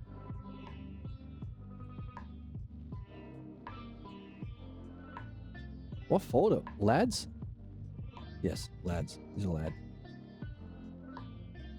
I don't want to eat a monkey. There he is. I don't want to eat a monkey. Joe I don't want to Rogan eat a monkey. doesn't want to eat a monkey. But if you don't go through this process of seeking to master the dialectic and logos, surface your pathologos, the Trump fascist Nazis of the world will manipulate you for them to play out their own bullshit tyrannical pathologos. Same thing for the other streamer I'm thinking of who was manipulated. There are many streamers manipulated by the Netanyahu, the Hitler of our times, doing a genocide in plain sight, streamed on Instagram. So this is the significance of not doing your job. Others can see your problem, but we need to be led to see it for ourselves, which require good, caring people to say, hey, I care about you. Don't become another Nelk Boys Or don't become another Joe Rogan. Don't spend your life being a tool for genocide. Reflect instead on your problems, master the dialectic, and go from an unjust man to a just man. And again, that's Hercules. Hercules is helping people address their shadows. But again, it's your blind spot because it wasn't put into words. Our job is to put it into words. So don't run from the dialectic. Don't replace it with a debate. Create the ideal conditions, no punishment, no blame, only in gentle, charming self-reflection on the cause of our repeating problems to surface them, which is exactly what you're born to do. So, and also to function that way would be a benefit to yourself because it's a practice of that art that you are here to master as well, and also would surface the full range of your pathologos that you are here to see and remove. So, helping those in Hades while yourself as a state of mind being in the divine. Again, logos all the way. Love and logos. Can't have one without the other.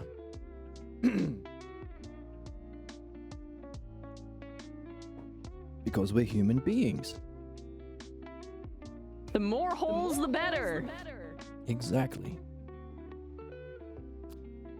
You're going around doing that.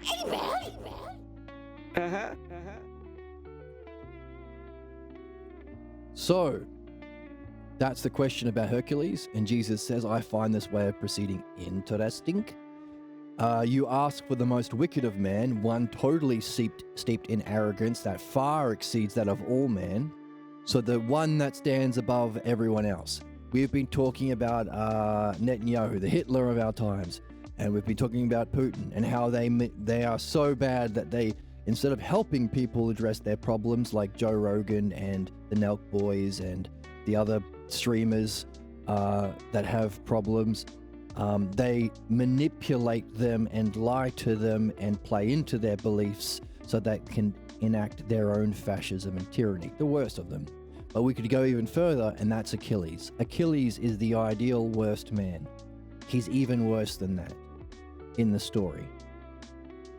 But Achilles, the worst of men, Achilles in the Iliad. But he's able to turn around and become the hero of the age. So even the worst can turn around and be the best. Of course. Otherwise, why would you be here? And you might even say, hey, the conditions of the soul to be the worst: risk-taking, focus, confidence, could be the conditions to be the best.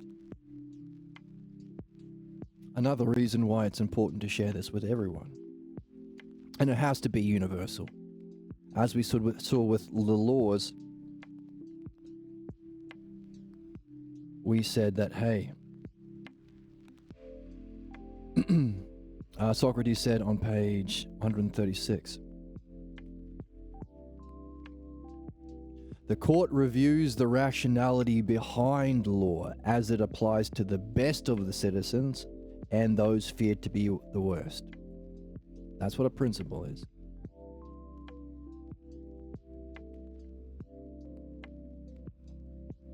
Okay.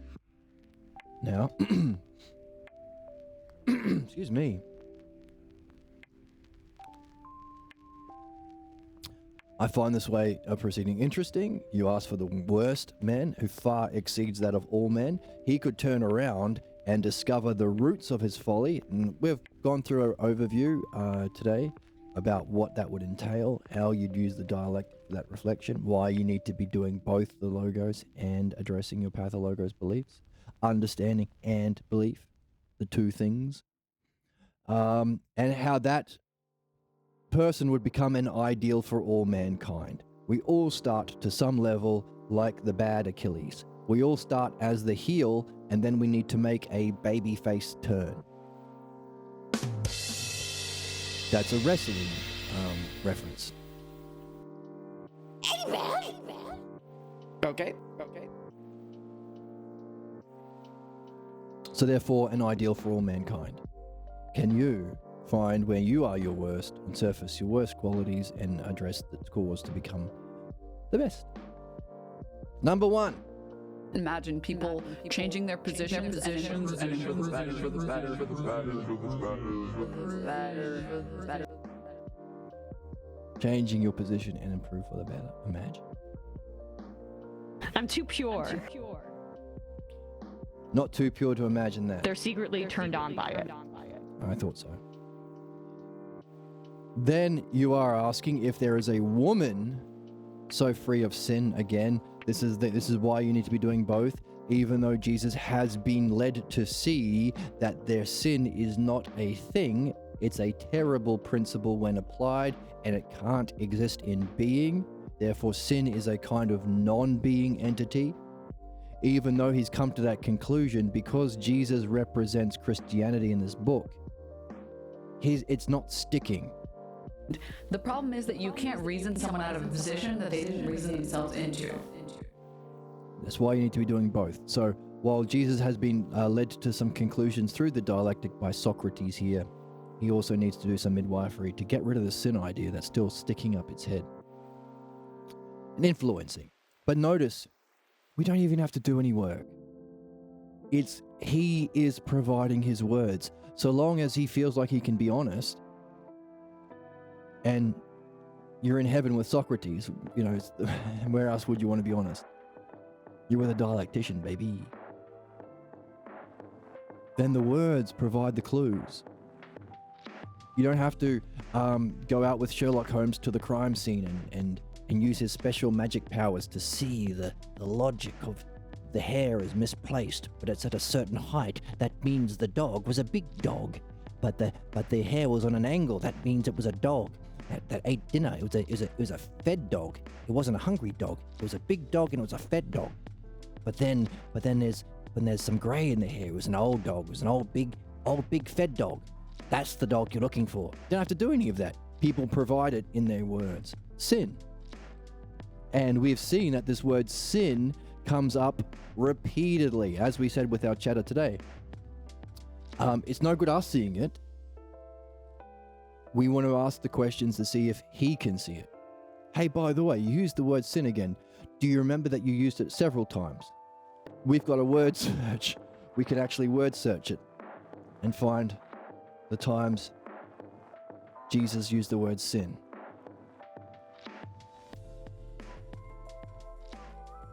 See, here we are. Lots and lots and lots of times. But let's not do that.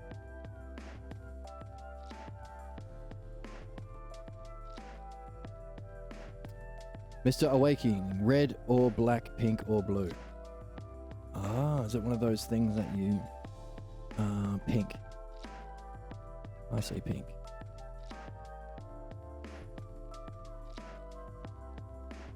So, is it a repeating problem? So, you have to do both, right? Does this use of the word sin conflict with the conclusions and understanding you gained already, Jesus? He would say, yes, we've already concluded that it's non-being and it does harm.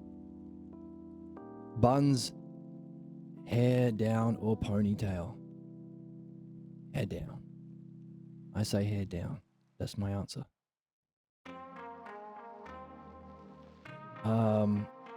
So, irrational. Have you... does it block? Well, Socrates isn't doing midwifery now, so he's avoiding the word, so it's not blocking yet. Oh, wait, what's wrong with pink?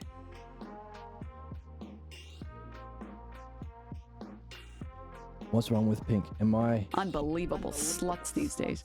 Am I being an unbelievable slut these days? By saying pink. And is it repeating? Is it against the logos, against the dialectic, blocking and repeating? And of course, we can recognize it. So, if the dialogue made a midwifery turn, that could be the reflection. But that's not our focus for now.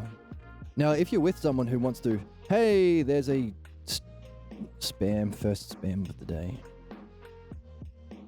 It's not actually, I got 2 earlier before I even started.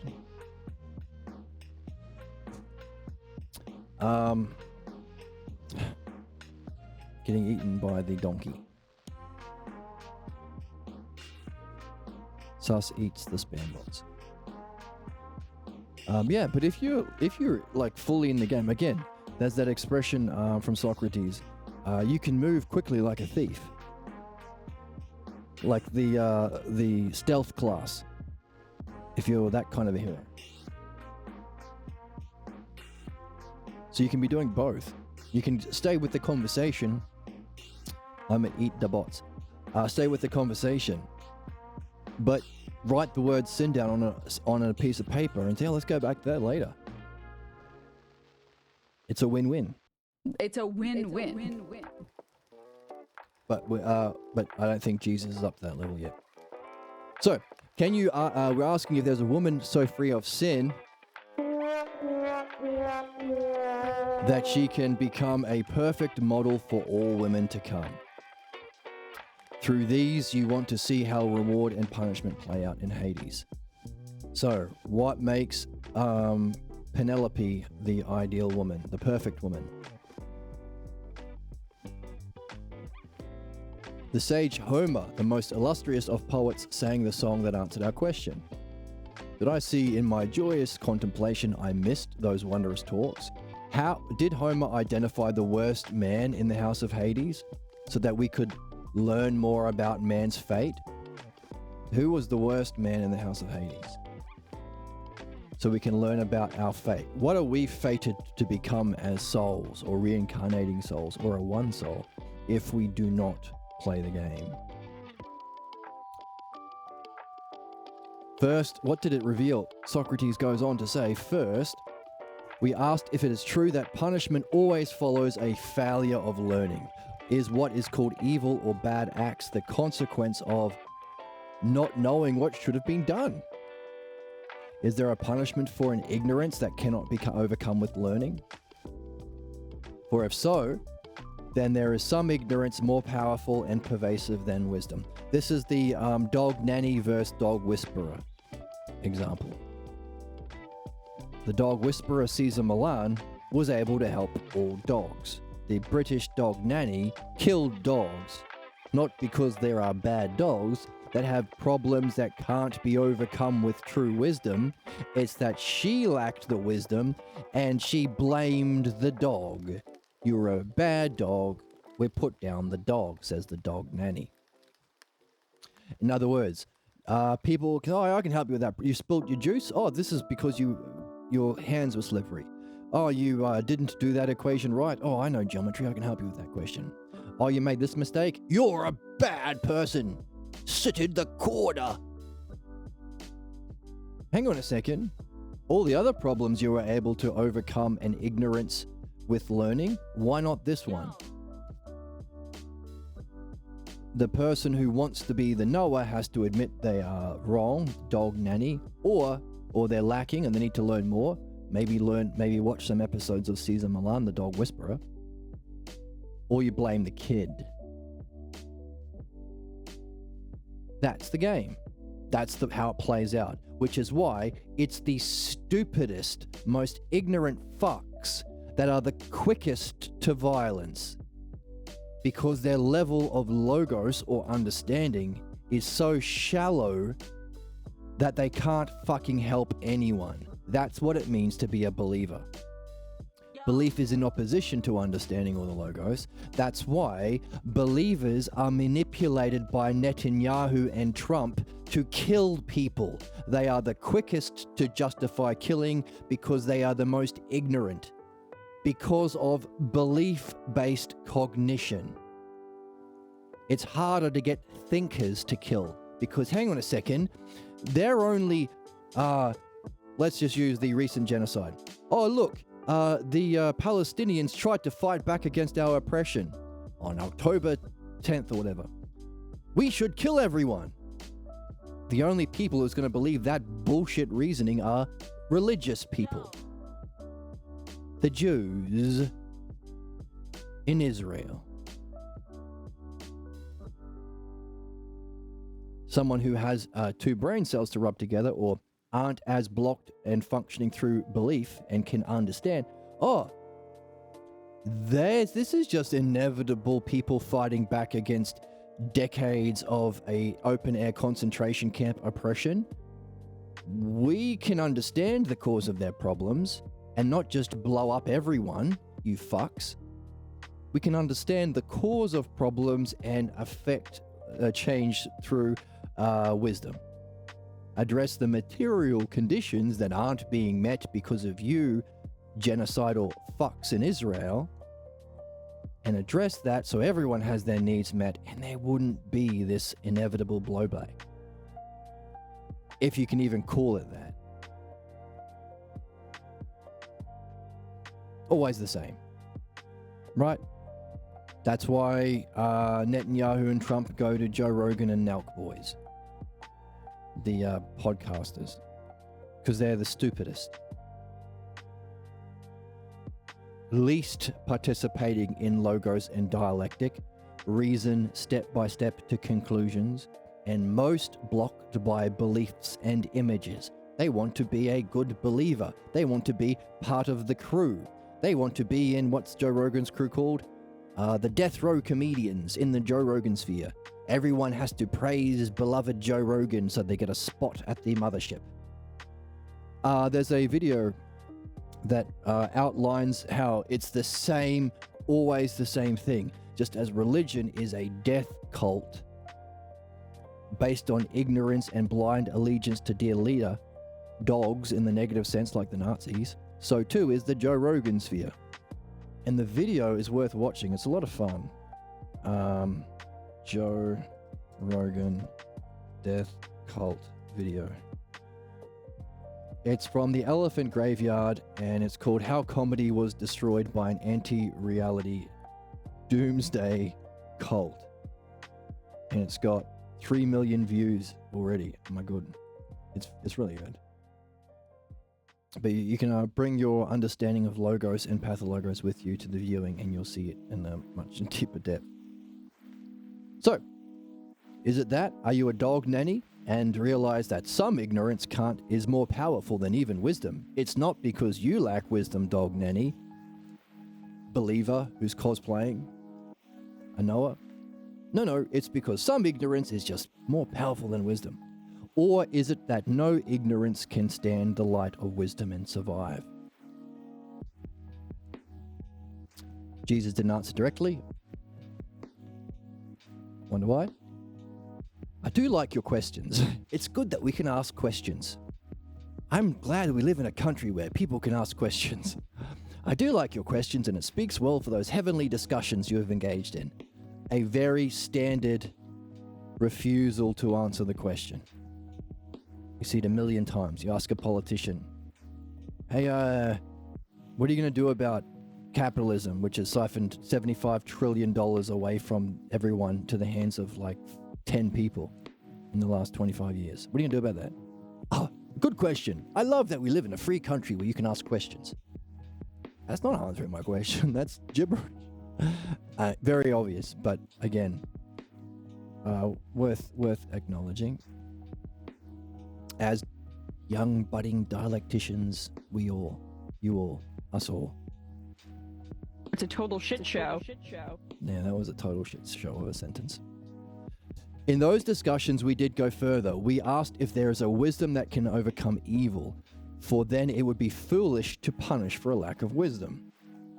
Right? You don't punish someone for not having an ice cream, you just give them an ice cream. And if you do, you're a dog nanny. Don't be a dog nanny. That can be a pillow or a bumper sticker. Be a dog whisperer. Be a Caesar Milan. Don't be a dog nanny.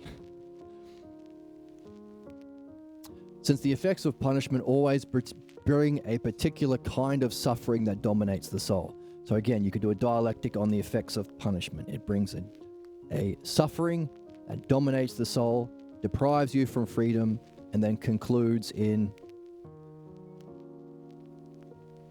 So you say, if punishment exists, how would it function? brings a particular kind of suffering that dominates the soul. Definition, demonstration. How does that functioning divide up? Now, you could do it lots and then come to a conclusion, but Socrates does it for us. But again, we can see the steps behind the scenes. So you could see how a dominating soul, soul dominated by suffering, would function in this way, and in this way, and in this way, and this way. And from the divisions of that functioning, again, definition, put it on the board. I've changed my buttons so I can do this. Dramatic zoom. So here we go. Definition. Now you could say if learning exists and if punishment exists. Two universes. You do a dialectic. Dialectic has if punishment exists and if it doesn't. Or if wisdom exists and if punishment exists. Build a universe. And again, after you're finished, you could take all of the terms and give a character to and build a cinematic universe, or an anime, or a cartoon, or something. Or a short story, or a poem. That's mythology, sharing your work. So, if punishment exists, how would you define it? How would it function? And just using this paragraph creates a particular kind of suffering that dominates the soul. If you can quote the text, even better. How does it function? How does that suffering soul function in all these different ways? That's the exploration. That's the meat. That's the drama.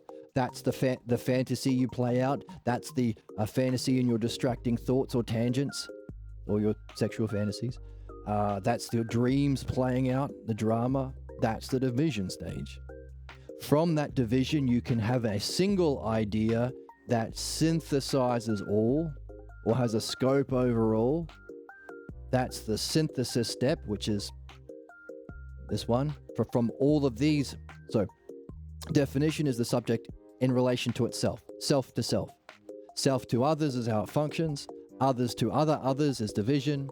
Now we want to synthesize a single other. Socrates says, no freedom. In all of these instances, one thing that's common in a soul suffering the effects of punishment is they have no freedom. Whether they're sitting in the corner, they're in timeout, they're in prison, they have no money because of the fines, they're being bombed by the Israelis, they're being murdered by the Christian soldiers in Trump's army, they're being raped and killed by the ICE Gestapo police of Trump's military, Trump's fucking toe-headed thug KKK unit. Whatever the effects and all of these divisions where people are being punished by dog nannies, no freedom. What happens as a result? How do they then relate back to the self? Are they able to discover the roots of their folly and do their self-purpose? Nope. So there's a dialectic for you. What it is, how it functions, dominates the soul with suffering. The divisions leading to no freedom and therefore no discovering the roots of your folly, no learning, and therefore the literal meaning of life and the reason you're reincarnated is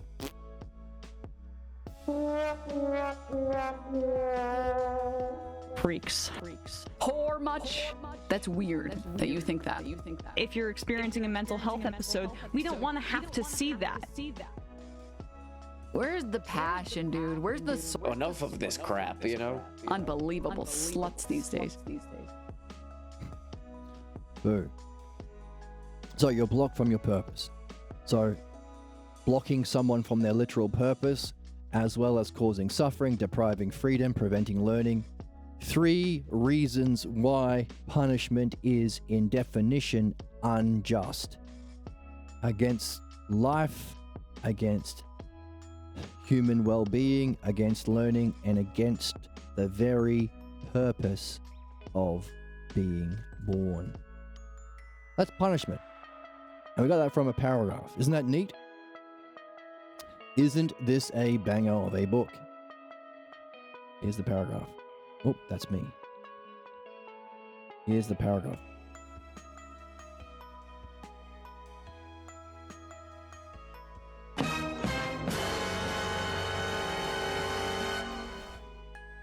Dramatic soon.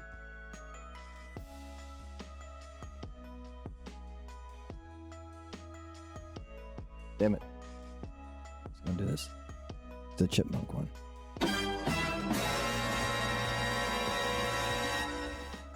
There we go. So, is there a be foolish to punish for lack of wisdom, since the effects of punishment has that dialectically done? There we are. Okay, I'm gonna get a quick drink and we will keep reading.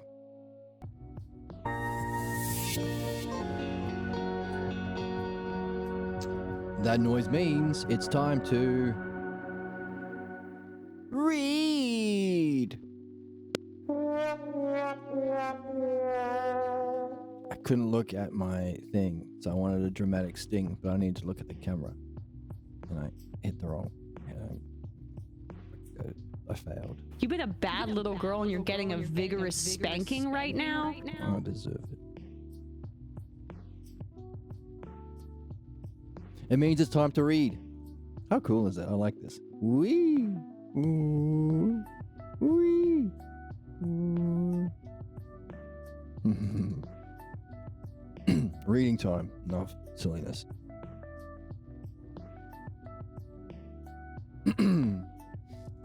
Jesus. I find that very interesting. What? That dialectic on what punishment is. Dog nannying someone? How does it function? Creates a suffering in the soul that dominates it, causing in various expressions of that divisions, no freedom, and a conclusion where you do not discover the roots of your folly. Now, even though there's enough to do a dialectic, the author has given us a question, because these are negatives. Well, deprived of freedom, not discovering the roots. These are knots. So your job is to create a dialectic using these ideas, but removing the knots. For example, I could say right now, I'm not standing. It's better to say I am sitting. So remove the knots, but say the same thing, and then you've got your own dialectic, and it's yours, and you can feel proud of it, and you can share it with your friends, and you can even share it on the Discord. Hooray. Oh, and you're being a hero. You're being Hercules. Because that's the way in which you prepare your mind to be in heaven, and also to help the shadows. It's a win-win. It's a win-win-win-win-win-win-win-win-win-win-win-win. Win-win. I got another win-win-win-win-win drop I need to make. But my Audacity, my audio program crashed when I was in the middle of making it. Let's do it again. Jesus says, I find that very interesting. Surely all of those you mentioned must have known that there is the house of Hades. I would like to hear more about how these discussions went. Yes! Those discussions dealing with the issue of punishment did come to an end. We went on to delve more deeply into the nature of God. What's that? Did not your Homer fill Hades with lost souls, undergoing no end of punishment? Surely, of all interpreters of these things, he must be counted on as one harboring these core primal ideas of punishment. Okay? Jesus saying, hey, didn't Homer also think hell?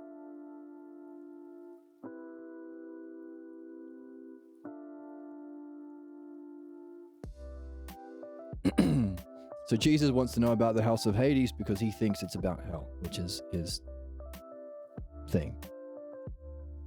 Abrahamic thing. And my lighting is a bit... I got another ring light. Maybe I should bring my other ring light in. Alright, I'm gonna do that, see how it looks.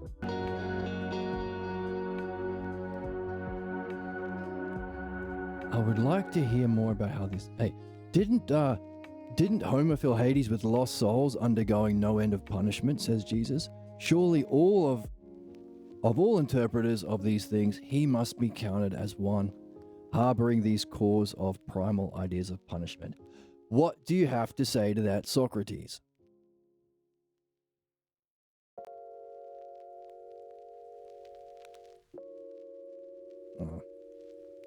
Socrates says, stop fiddling with the lights, Jed. Socrates says, we start where we left off, and having had a glimpse of shining reality. Right, so after we die, we have the bright light, or the tunnel, a light at the end of the tunnel, I think. We have a glimpse of shining reality. One descends to experiences the consequences of oh my fucking God.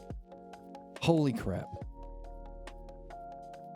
I can't emphasize enough how awesome this book is.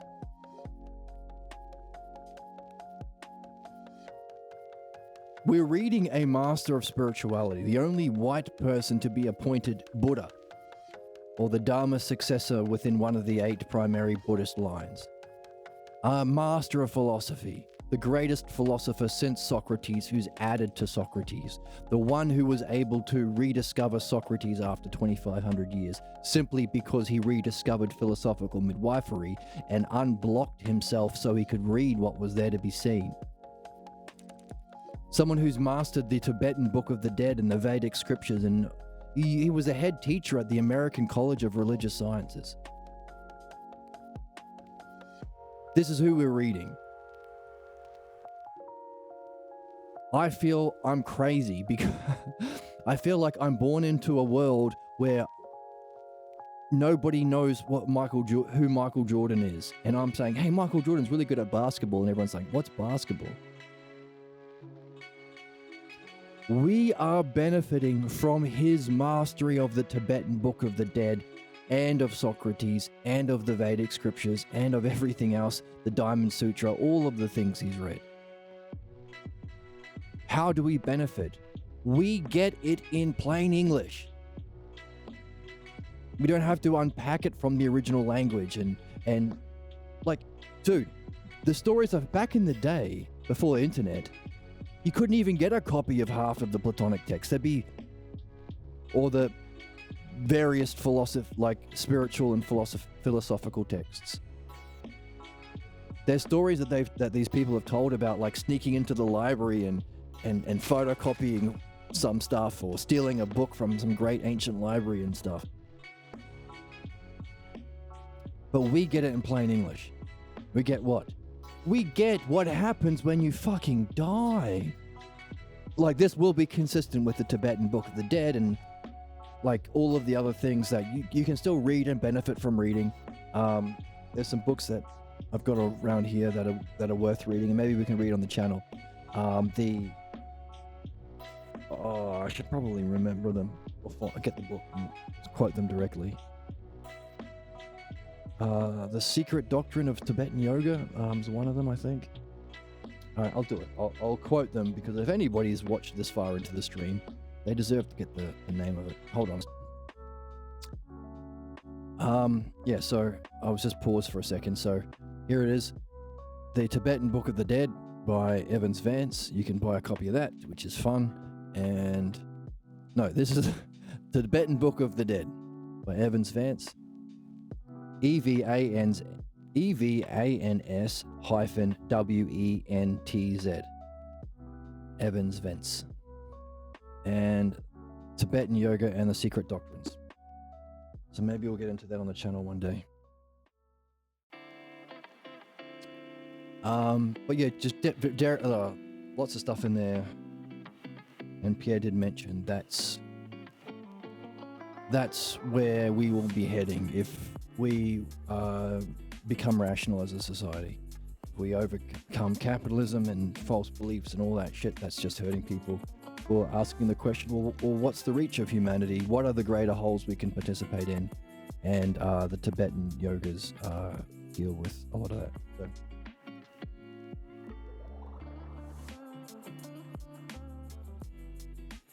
If you're interested, check it out.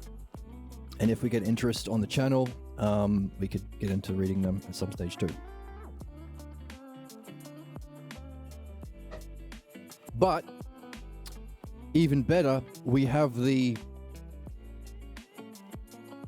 gems from those books right here in black and white. What happens when you die? Well, you know, you don't even have to get into those books, hear about them, order them, struggle with them because they're a bit boring and dry and written in an old kind of language, and then not even know how much of it's real and how much of it's just belief and tradition. I'm just gonna lay it out for you. This book fucking bangs. The primary purpose of peanuts is not to murder, it's to eat.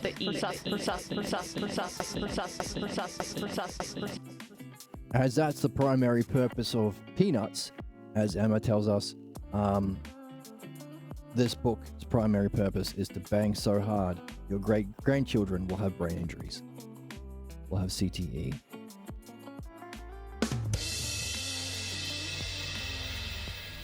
Alright.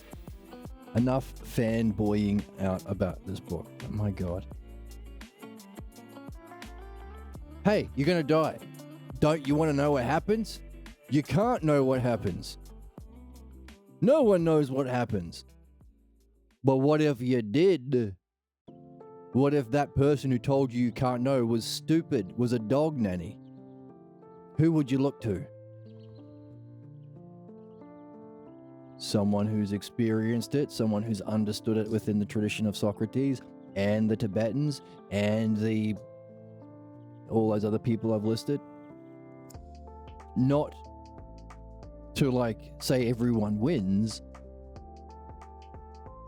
but because, well, you know, if you're interested in it, don't you want to hear what people are saying about it? Anyway, enough. Fuck me, it's a good book.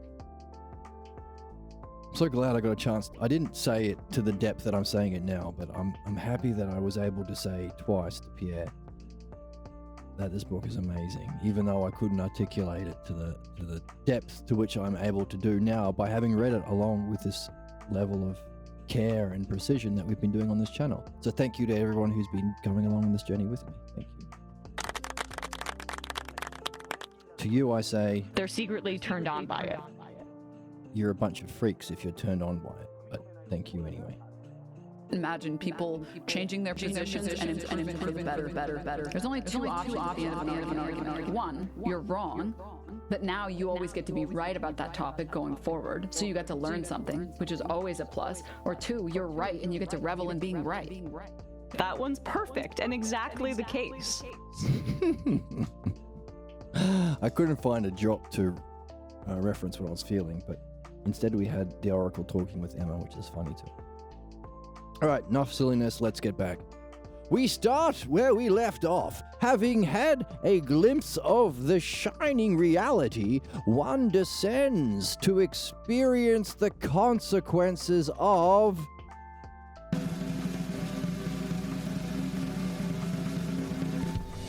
identifying with the thoughts, images, and experience that marked one's former existence.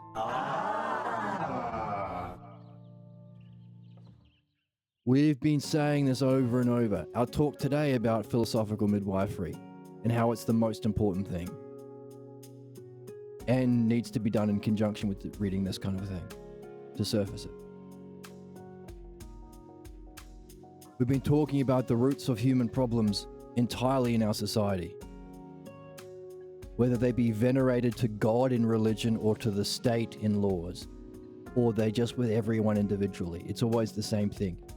Primary beliefs that are fundamental from an origin scene, that's an imitation of actual enlightenment, that you identify with. I am a Smith. I am a Anderson. I am a Catholic. I am a Protestant. I am a Jew. I am a Muslim. I am a MAGA. I am a Nazi. You identify with them, which causes you to reincarnate again, descend down to the House of Hades, planet Earth, to play out the consequences of that false identification. Isn't that interesting? My stars. My stars. I've never said that before. One descends to experience the consequences of identifying with the thoughts, images, and experiences that marked one's former existence if they didn't do fucking philosophical midwifery like Jed tells them to do every day. What if what is passed on in the next reincarnation is only what one has learned and nurtured? Those two things we've said are possibly the only things we can possibly take with us. What is passed on in the next reincarnation, what you've learned and nurtured. Therefore, if this is the learning and the practice of the dialectic is the nurturing, then, well, you're a Hercules, aren't you?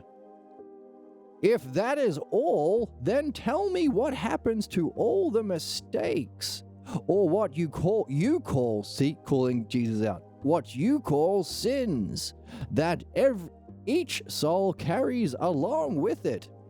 Could the power of those deeds carry on until they are dissipated?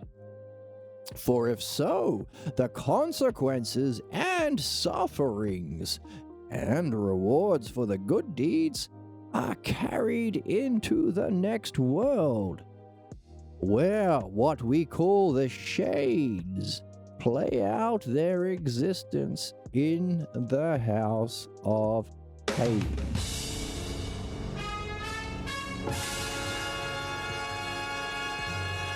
Bless you. Excuse you.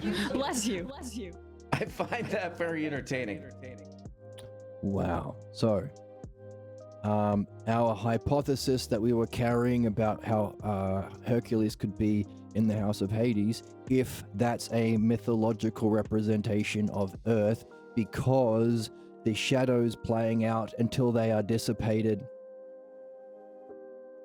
which is in the story of Hades, the shades or shadows seem to or could represent our pathologos, false beliefs and identity. That's the cause of all human problems and suffering, because they are non-being. They are kept together by something, even though it's not real. Therefore, our hypothesis that the House of Hades could be this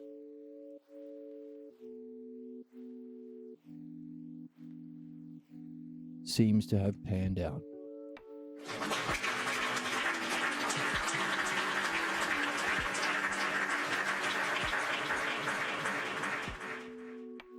Also, once again, highlighting the significance of, well, playing the game.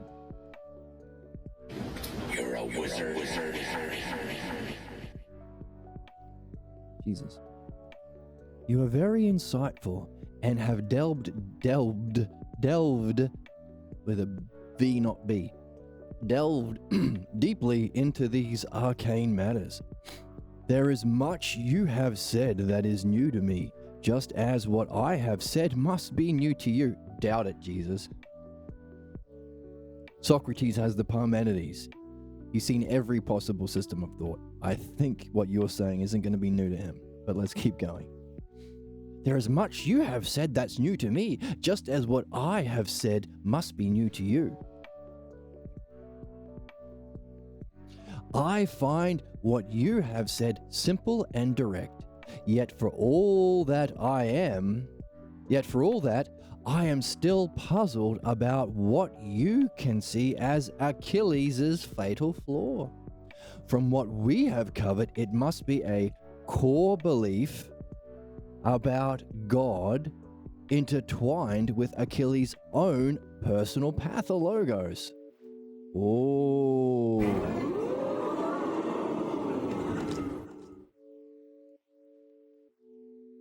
So here we have reality or the divine with your own personal pathologos,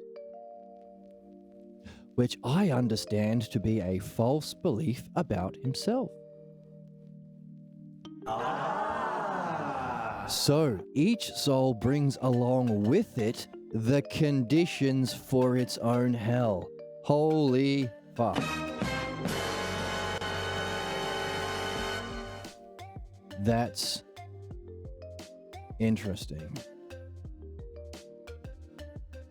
Let's hear it again. Each soul brings along with it the conditions for its own hell.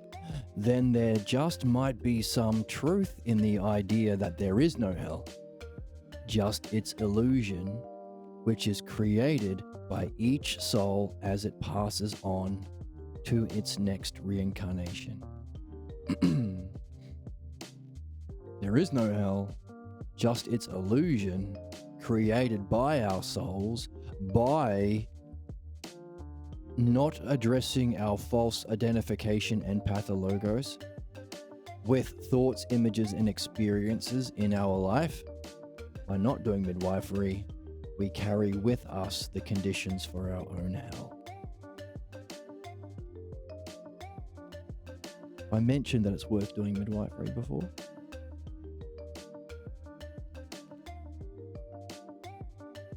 I'm going to move my fan. It's making me sneeze.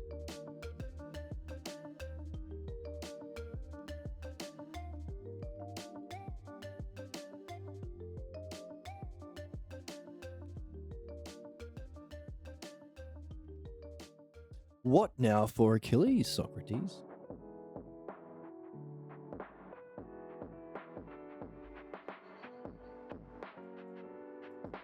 Shall we defeat hell by doing midwife? There's a there's a game called Doom. And Doom guy is a big, tough, strong, stoic, doesn't talk much, dude who has big guns and shoots all the devils and defeats hell itself. We don't even need a gun. Because we've defeated hell by understanding that it can't metaphysically exist, but it does exist as an image created by a false identification with your own pathologos, thoughts and images about self and reality that you take with you from your former reincarnation, creating the conditions for a kind of hell that you experience in the playing out of the consequences of that in this reincarnation.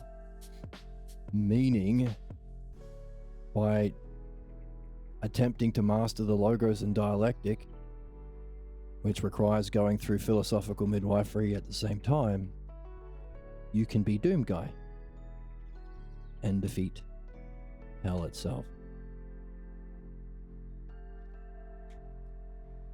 It's a win-win. It's a win-win.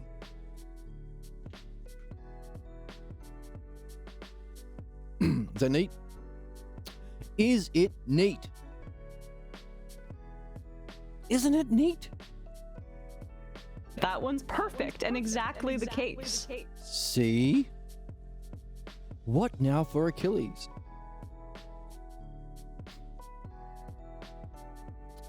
It is one thing to believe you have a very special relation to your God, and another thing to know the will of that God and how it unfolds in your life. Achilles believed that he was not only favored by Zeus, but that justice would vindicate whatever his plans were. Have you met any human being before? They all believe their family is special and chosen by God, and justice will one day vindicate their own way of being.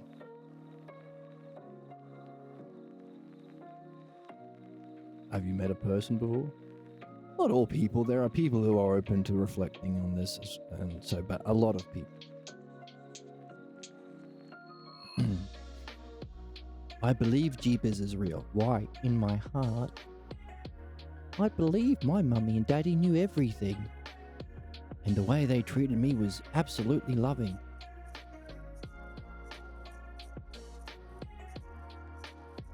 Okay. that is the pathologos. So maturity is realizing that maybe we've got to reflect. The action he planned was to gain a final revenge for Agamemnon's captivity of his wife. He sent Patroclus into combat disguised as him, and he plotted to collect his reward for the deception, to have his wife returned to him from her captivity, and to sail away with his legions. He knew Hector would break off combat and allow him to flee unharmed. Without Achilles defending the ships, Hector could burn the Achaeans' fleet and decimate what was left of Agamemnon's invading forces. So backstory, this is the Iliad, story of Achilles. Achilles is being a dick. He's not entering the war against the Trojans. He did it because the king he's supposed to be serving stole his wife. So Agamemnon's also a dick, but he's doesn't want to fight because of that. And he wants to get revenge on Agamemnon by bolting. And Hector is the hero of the Trojans, so Hector is their greatest hero, and he's going to wipe out everyone if Achilles doesn't enter the battle. And Achilles is the greatest hero, also the condition to be the greatest tyrant and dick. So he knows that Hector will let him leave, and without Achilles there, Hector's just going to just burn all the ships and just destroy. They've been fighting for a long time. And in the book, this war between the Trojans and the Athenians or the Greeks is supposed to be the final war. There are gods on both sides. And it's supposed to be the final war because it's going to show mankind why war is no longer needed.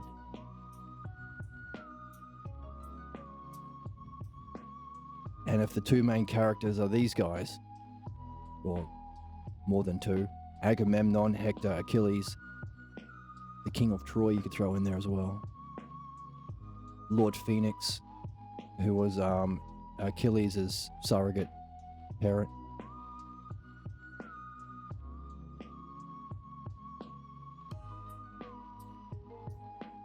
Then this is very significant. If this can end all war. So, Hector could just burn the fleet and... Whoops, Socrates is on screen. And decimate what was left of Agamemnon's invading forces.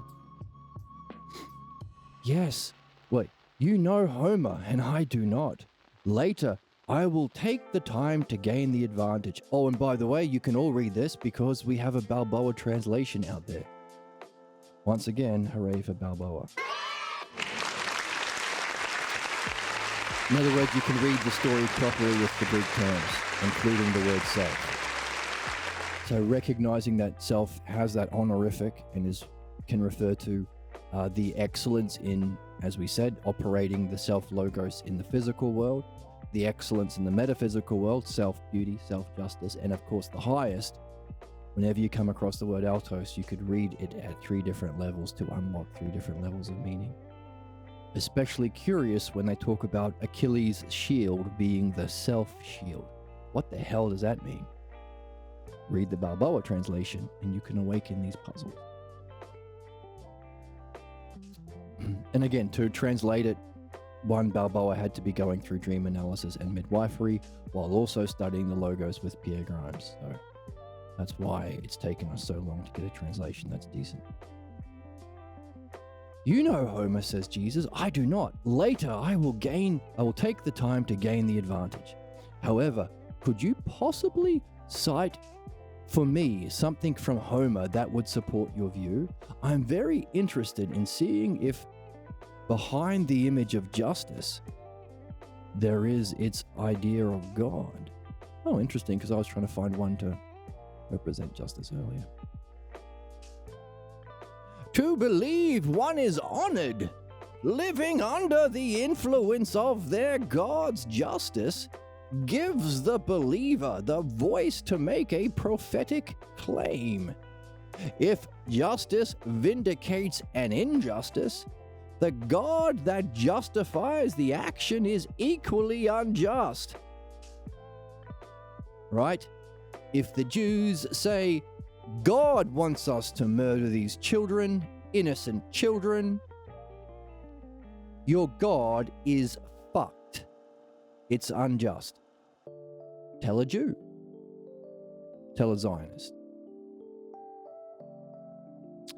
Right? Worth saying sometimes. Maybe worth saying all the time. To believe you are honored. God picks you. You're the special one. Gives the believer to say the prophetic claim. Whether it's George Bush saying, oh, God wants us to murder 1 million innocent Iraqis because we are the chosen people. We are the whites and the rich and the Christians. Or whether it's, again, there are countless examples. It's always the same thing. Belief. Surely we would quickly add that such a view of God is no God at all. So yeah. So he's saying it in a more charming way than I just said. Nor at all. Sorry. Let's undo that. Such a view of God who vindicates injustice is no God at all. Nor can the hero be heroic. You are a villain. For no God would abandon the just, nor would the just feel abandoned by their God. As I consider the enormity of what you have said, I would appreciate hearing something from Homer that might support this theological and ethical claim. The theological and ethical claim that we're making. Theologically, by definition, not because we don't happen to be born into your belief, freak. Theologically, God cannot be a God if it justifies or vindicates an injustice. Ethically, also, that makes it not God and you not a hero. So, ethical and theological claim. That's a fair request. I am not word perfect on what you need to hear. However, I will share with you my understanding of it. Achilles said that the justice of Zeus honored him, and he believed this would sustain him through the closing act of the war. He said he would be safe by his black ship as the fury of Hector was unleashed. Achilles believed that justice would sustain him, while Hector's Trojan forces would crush the Achaeans.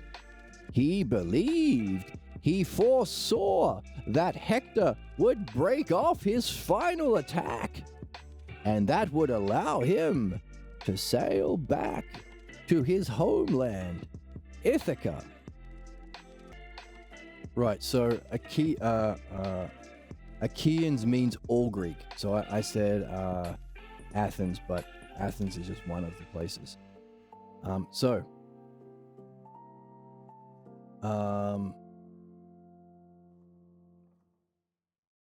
The Trojans were of Troy, and the Greeks included obviously Sparta, Athens, Ithaca, Thessaly, Argos, Pylos, and others. So it's the Greeks.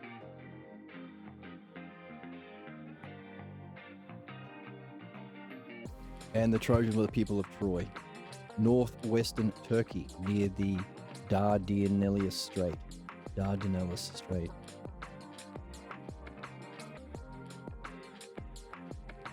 Okay. Achaeans, including Ithaca.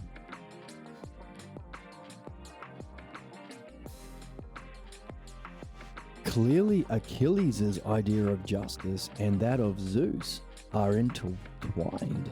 Your remarks force me to ask why Homer wrote the Odyssey. He has two different kinds of heroes, one Achilles and the other Odysseus.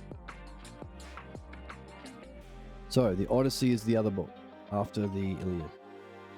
You have shown that Achilles had to solve his problem before he could function heroically, as do we. Again, the water and or wars. So, what was Odysseus' problem? Is there some bond that links them? So for that we will have to return to those discussions I have had with my circle of sages, as I called it.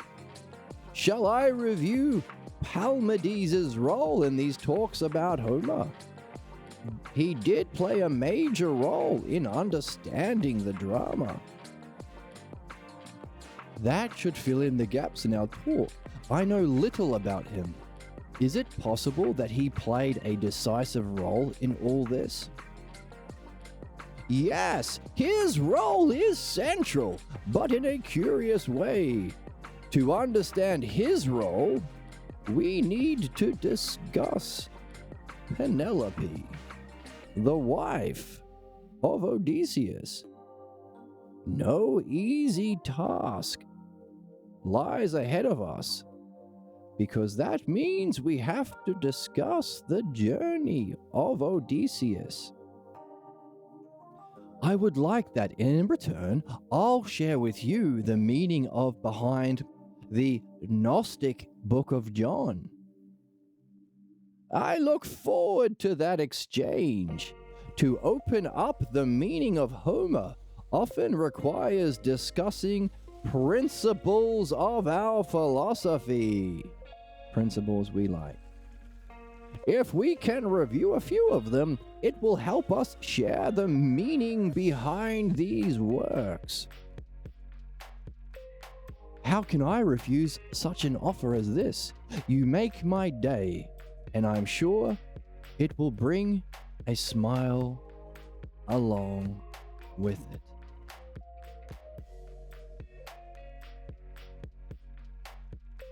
So, will bring a smile. We got to keep that in mind. Sometimes I get a bit cranky at the ignorance of man, and in particular the refusal to address our false beliefs and to venerate them as though it was God or the law saying it, which is of course presenting injustice as justice and presenting a God that's no good at all and presenting villains as heroes. So I can get mad at people who do that, like the genociders, like the capitalists and imperialists and so forth. But we need to keep in mind we're here for a reason, and we can play this game with a smile on our face because it's fun, and this book rocks, and we rock for doing it. We are Do a poggers. doing a poggers. So, we are about to go on a epic journey following Odysseus. So while last time we were talking about the greatest hero, Hercules, and we did some more reflection on Hercules today, we jumped into the Iliad and reflected on another great hero, an archetype of the hero, Achilles, someone who has the worst pathologos and idea of God, who became the greatest hero, meaning you can do it. Everyone can do it. From Hercules to Achilles today, And then next time, it seems like we are moving on to Odysseus and perhaps the real hero, Penelope, the wife of Odysseus. So, the ideal woman next time? Let's find out. Thank you for joining me. I hope you had a good time. I hope you had a smile on your face as you read along with me. And I hope you can recognize how much of a goddamn banger this book is. And yeah, I did a little bit of reflection on the author today, only to highlight how fucking great this guy is. And also how weird it is to live in a world where we have this Michael Jordan of the mind and very few people see it or care about it. And of course, we can understand why everyone is at Achilles in the beginning of the book. We're all blocked from the logos. We all think we know. We all think we're the chosen ones. Our family and our way of being is the best. Everyone is like that. And what is the path of logos in opposition to? The logos. So if someone is the greatest hero like Pierre Grimes, master of the logos, personifying the life of the logos, then of course we're not going to want to hear about it. But it's a kind of, I don't know, it's still weird for me as someone who's always been into this kind of stuff. That's dismissive. As someone who's always loved understanding and has spent his life looking for others who love understanding and been trying his best to share the love of understanding and use the understanding to benefit others. There aren't a lot of people in this game. So, I don't know. Worth reflecting on who the author is and how unique he is as a character. But again, it's someone, he is an Achilles type character. Although he,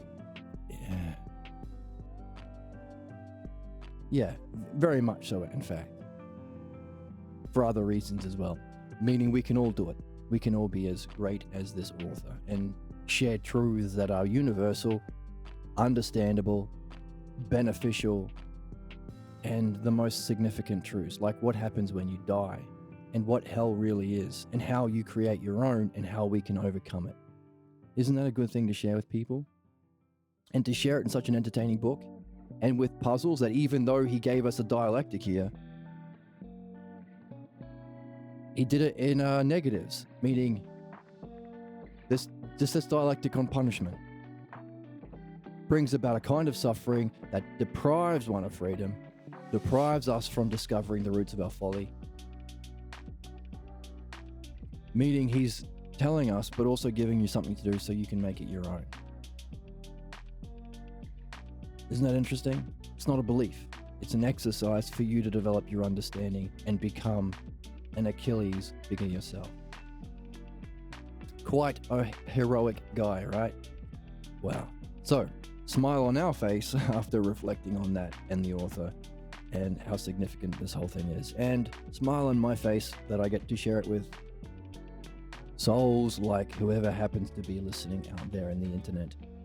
Thank you so much for joining me. And of course, like always, you can follow on Twitch and join the chat.